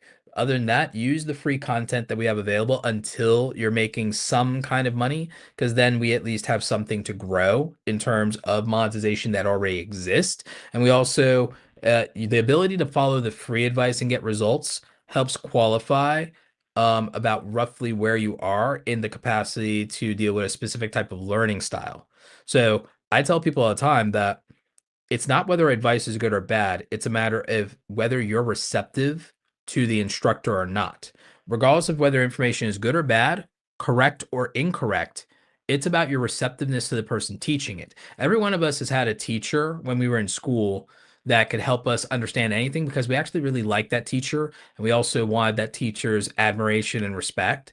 And then there were teachers that, no matter how effective you could argue that their methods are, we couldn't learn from them because we couldn't relate to them, or we couldn't connect with them, or we didn't trust them. Something to that degree. I'm not saying you should only learn from people you like, because I actually think you learn a lot from people you dislike. I actually learned a lot from people I hated, and I think you can learn and should learn from your enemies and choose your enemies wisely. I think you should always choose enemies from which you can benefit from the wisdom of their mistakes. With that in mind, though, I think that your capacity and receptiveness to the way someone teaches and your own specific learning style determines whether or not they are a good teacher for you, not whether they're a good teacher in general. And I think that in the YouTube education space, and where skepticism around coaching, courses, cohorts, and all this stuff comes from, or even YouTube advice, is people are not filtering it through the lens of, just because something is or is not how I learn is not in itself a judge of whether it is correct or incorrect, or good or bad. So I think people have to step back and say, is something factually true? Because something can be factually true and also not serve me. Something can be true and correct and also not be for me and not serve me. And so that's something to consider. There's also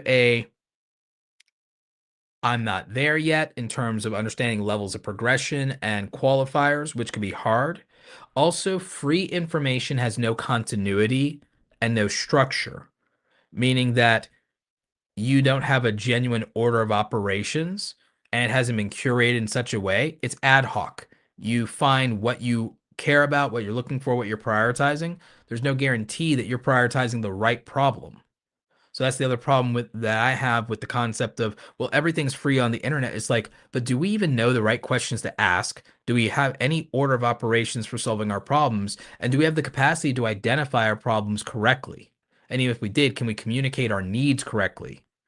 And how would we know a basis for evaluating whether something is correct or not versus whether it serves us or doesn't?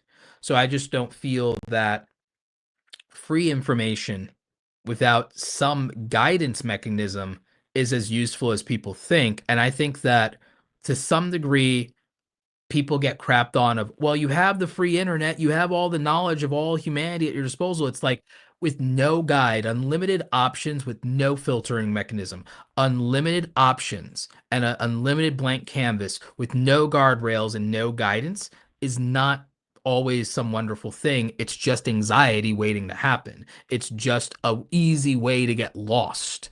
So I think that the concept of mentorship is underrated because unlimited, unfettered access to AI, search engine, all this stuff is just giving someone a menu with an infinite scroll bar and then wondering why they haven't made a choice yet. I think that I think that unlimited options is not a gift. I think it's just anxiety. So I also think it's unfair to expect everybody to be able to always understand their needs, understand their learning style, understand the right questions to ask, or have any means of evaluating what they're consuming. I think that that's too much sometimes to ask. And that's my problem with the concept of, oh, everything is free online is I don't think that's as helpful as a lot of smart people who already have some of those things in place. I think that there's an unfair projection of someone who knows what they want and knows what something is when they see it. I think they make an unfair assumption that everyone has that capacity when it turns out to not be true for the overwhelming majority of people. So for me, I think that in general, most people benefit from some form of direct guidance or some form of curation mechanism, and obviously some form of continuity and structure vis-a-vis an order of operations.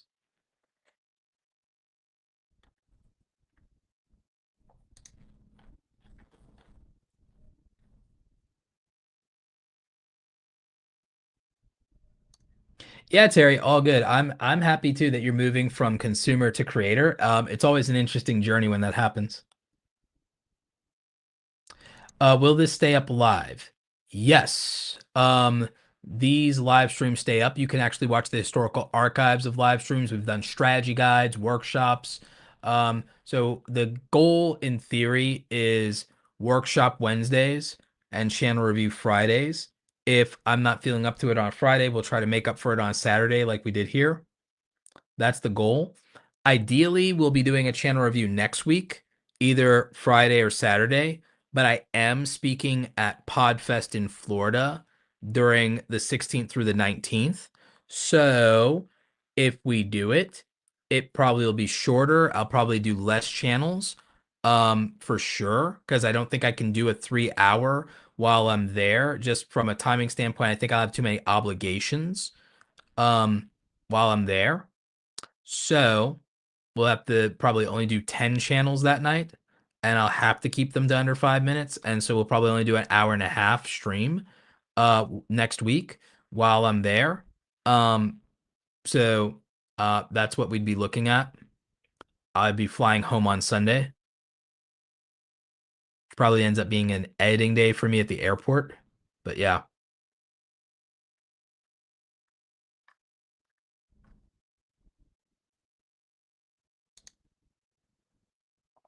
indeed.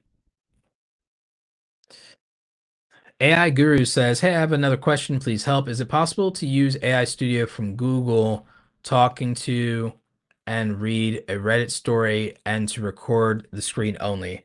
Um, I'll be honest with you. I'm not sure because I haven't used AI Studio, so I'm not sure about the functionality or capabilities. So couldn't say. It sounds in theory like it would work.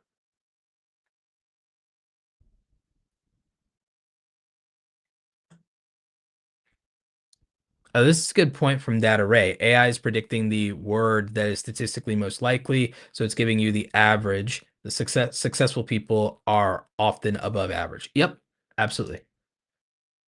I'd agree with that. It's why I feel that people who augment themselves with AI, kind of like a super soldier super soldier serum, like Captain America. Like, I feel like someone who makes themselves, the combination of man and machine will do better than either. So I think if you just rely on the machine, it's going to be eh. If you just rely on the human, it's going to be eh. If you combine the two, super soldier. So I believe that AI should be used as a performance enhancing drug. in general, that's kind of my view of technology as a whole. Roberto, what if you have to watch time but not the subs? I don't care as much because I have a business, but it'd be nice to have AdSense. Then reference my video on the 1,000 subscribers because I talk about the things that convert views into subscribers as well as how to get more of them. And I also talk about certain retention tricks and metrics. A big one is asking through a verbal call to action for the subscribe after delivering some upfront value early in the video, usually before your typical 50% drop off rate in a video using the retention graph. So it'd be a verbal call to action. Verbal plus visual does better than either on its own. So I would go with a verbal and visual call out as a call to action. Yep. But I think that's it. We got to all of the super chats from what I recall. We even got Legion of Saints in. Thank you so much for that. We even got some of the follow-ups with our people here. So thank you so much. Appreciate all of you. And so yeah, it was a good solid stream tonight.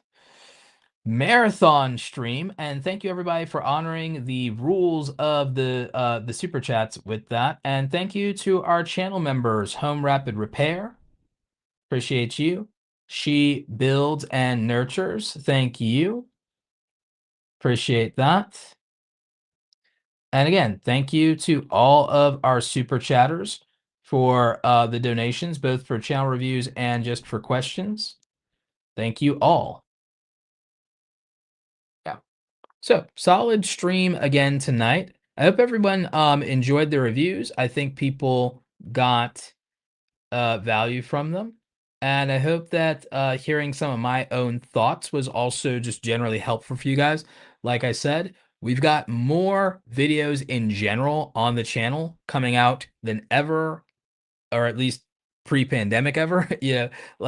So we're trying to get back to a pacing where I can put out at least 10 or 12 videos a month on the channel as edited videos.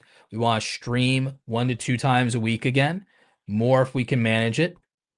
Usually, in theory, a Monday, Wednesday, Friday streaming schedule and videos throughout the week.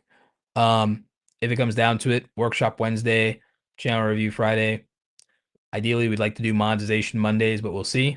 So, we're working on it, but I feel really good about the place the channel is. I feel really good about where I am overall. So, we're just trying to do what we can, do more. We appreciate all of you. Big thanks. We've got plenty of links for different things in the description down below. Shout out to, once again, to 1 of 10 for sponsoring channel reviews. Really appreciate them. Linked in the description. Don't forget to use my discount code Roberto for 50% off. Code AWESOME for a free trial if you want to try before you buy. So thank you to our friends at 1of10.com. Appreciate them. I'm going to be going on their podcast soon. And yeah, thanks for all the great questions. Thanks for all the wonderful comments. And just thank you all for being awesome. So that's going to be it. And we're going to close out with some info on awesomecreatoracademy.com if you guys are interested in joining the Academy Pro group and becoming a member, or joining the basic membership, or doing one-on-one coaching with me. So we're going to close the stream out with some information around that as our outro. So other than that, y'all, have a good night. Stay awesome, and I'll catch you next time. Becoming a content creator can be a very lonely process and adventure, but it doesn't have to be. When I first got started going from 0 to 100,000 subscribers, I had to do it all by myself. I didn't have a community of like-minded and like-hearted creators to talk to or to ask for advice, and I certainly didn't have a mentor to guide me along the way. I built the Awesome Creator Academy Pro group because when I was getting started, what would have meant the world to me is not to have to struggle alone when it comes to being a full-time content creator. If I had had a community of creators that I could talk to and share information with, I would have avoided a lot of mistakes in my early career, and there would have been opportunities with brand deals where I would have gotten a better understanding of how to negotiate, and I wouldn't have undersold myself. I wouldn't have been taken advantage of in those early situations.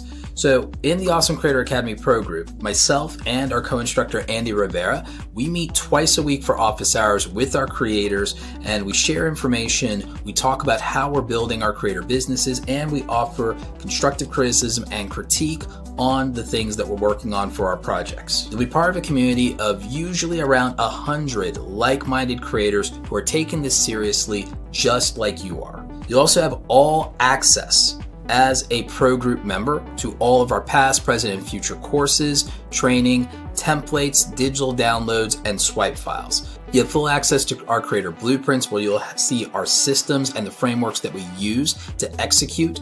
You know, you always fall or rise to the standard of your systems. A lot of people really underestimate how important that is. We have digital download templates that can help you so you don't have to start with a blank canvas. These done for you files are actually incredibly helpful, especially for things like your thumbnails, your media kits, and anything you need for your branding as a content creator to look professional.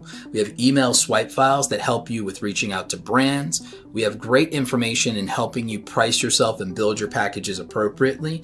And remember, as part of the pro group, you have the opportunity to ask questions from myself and all the other creators participating.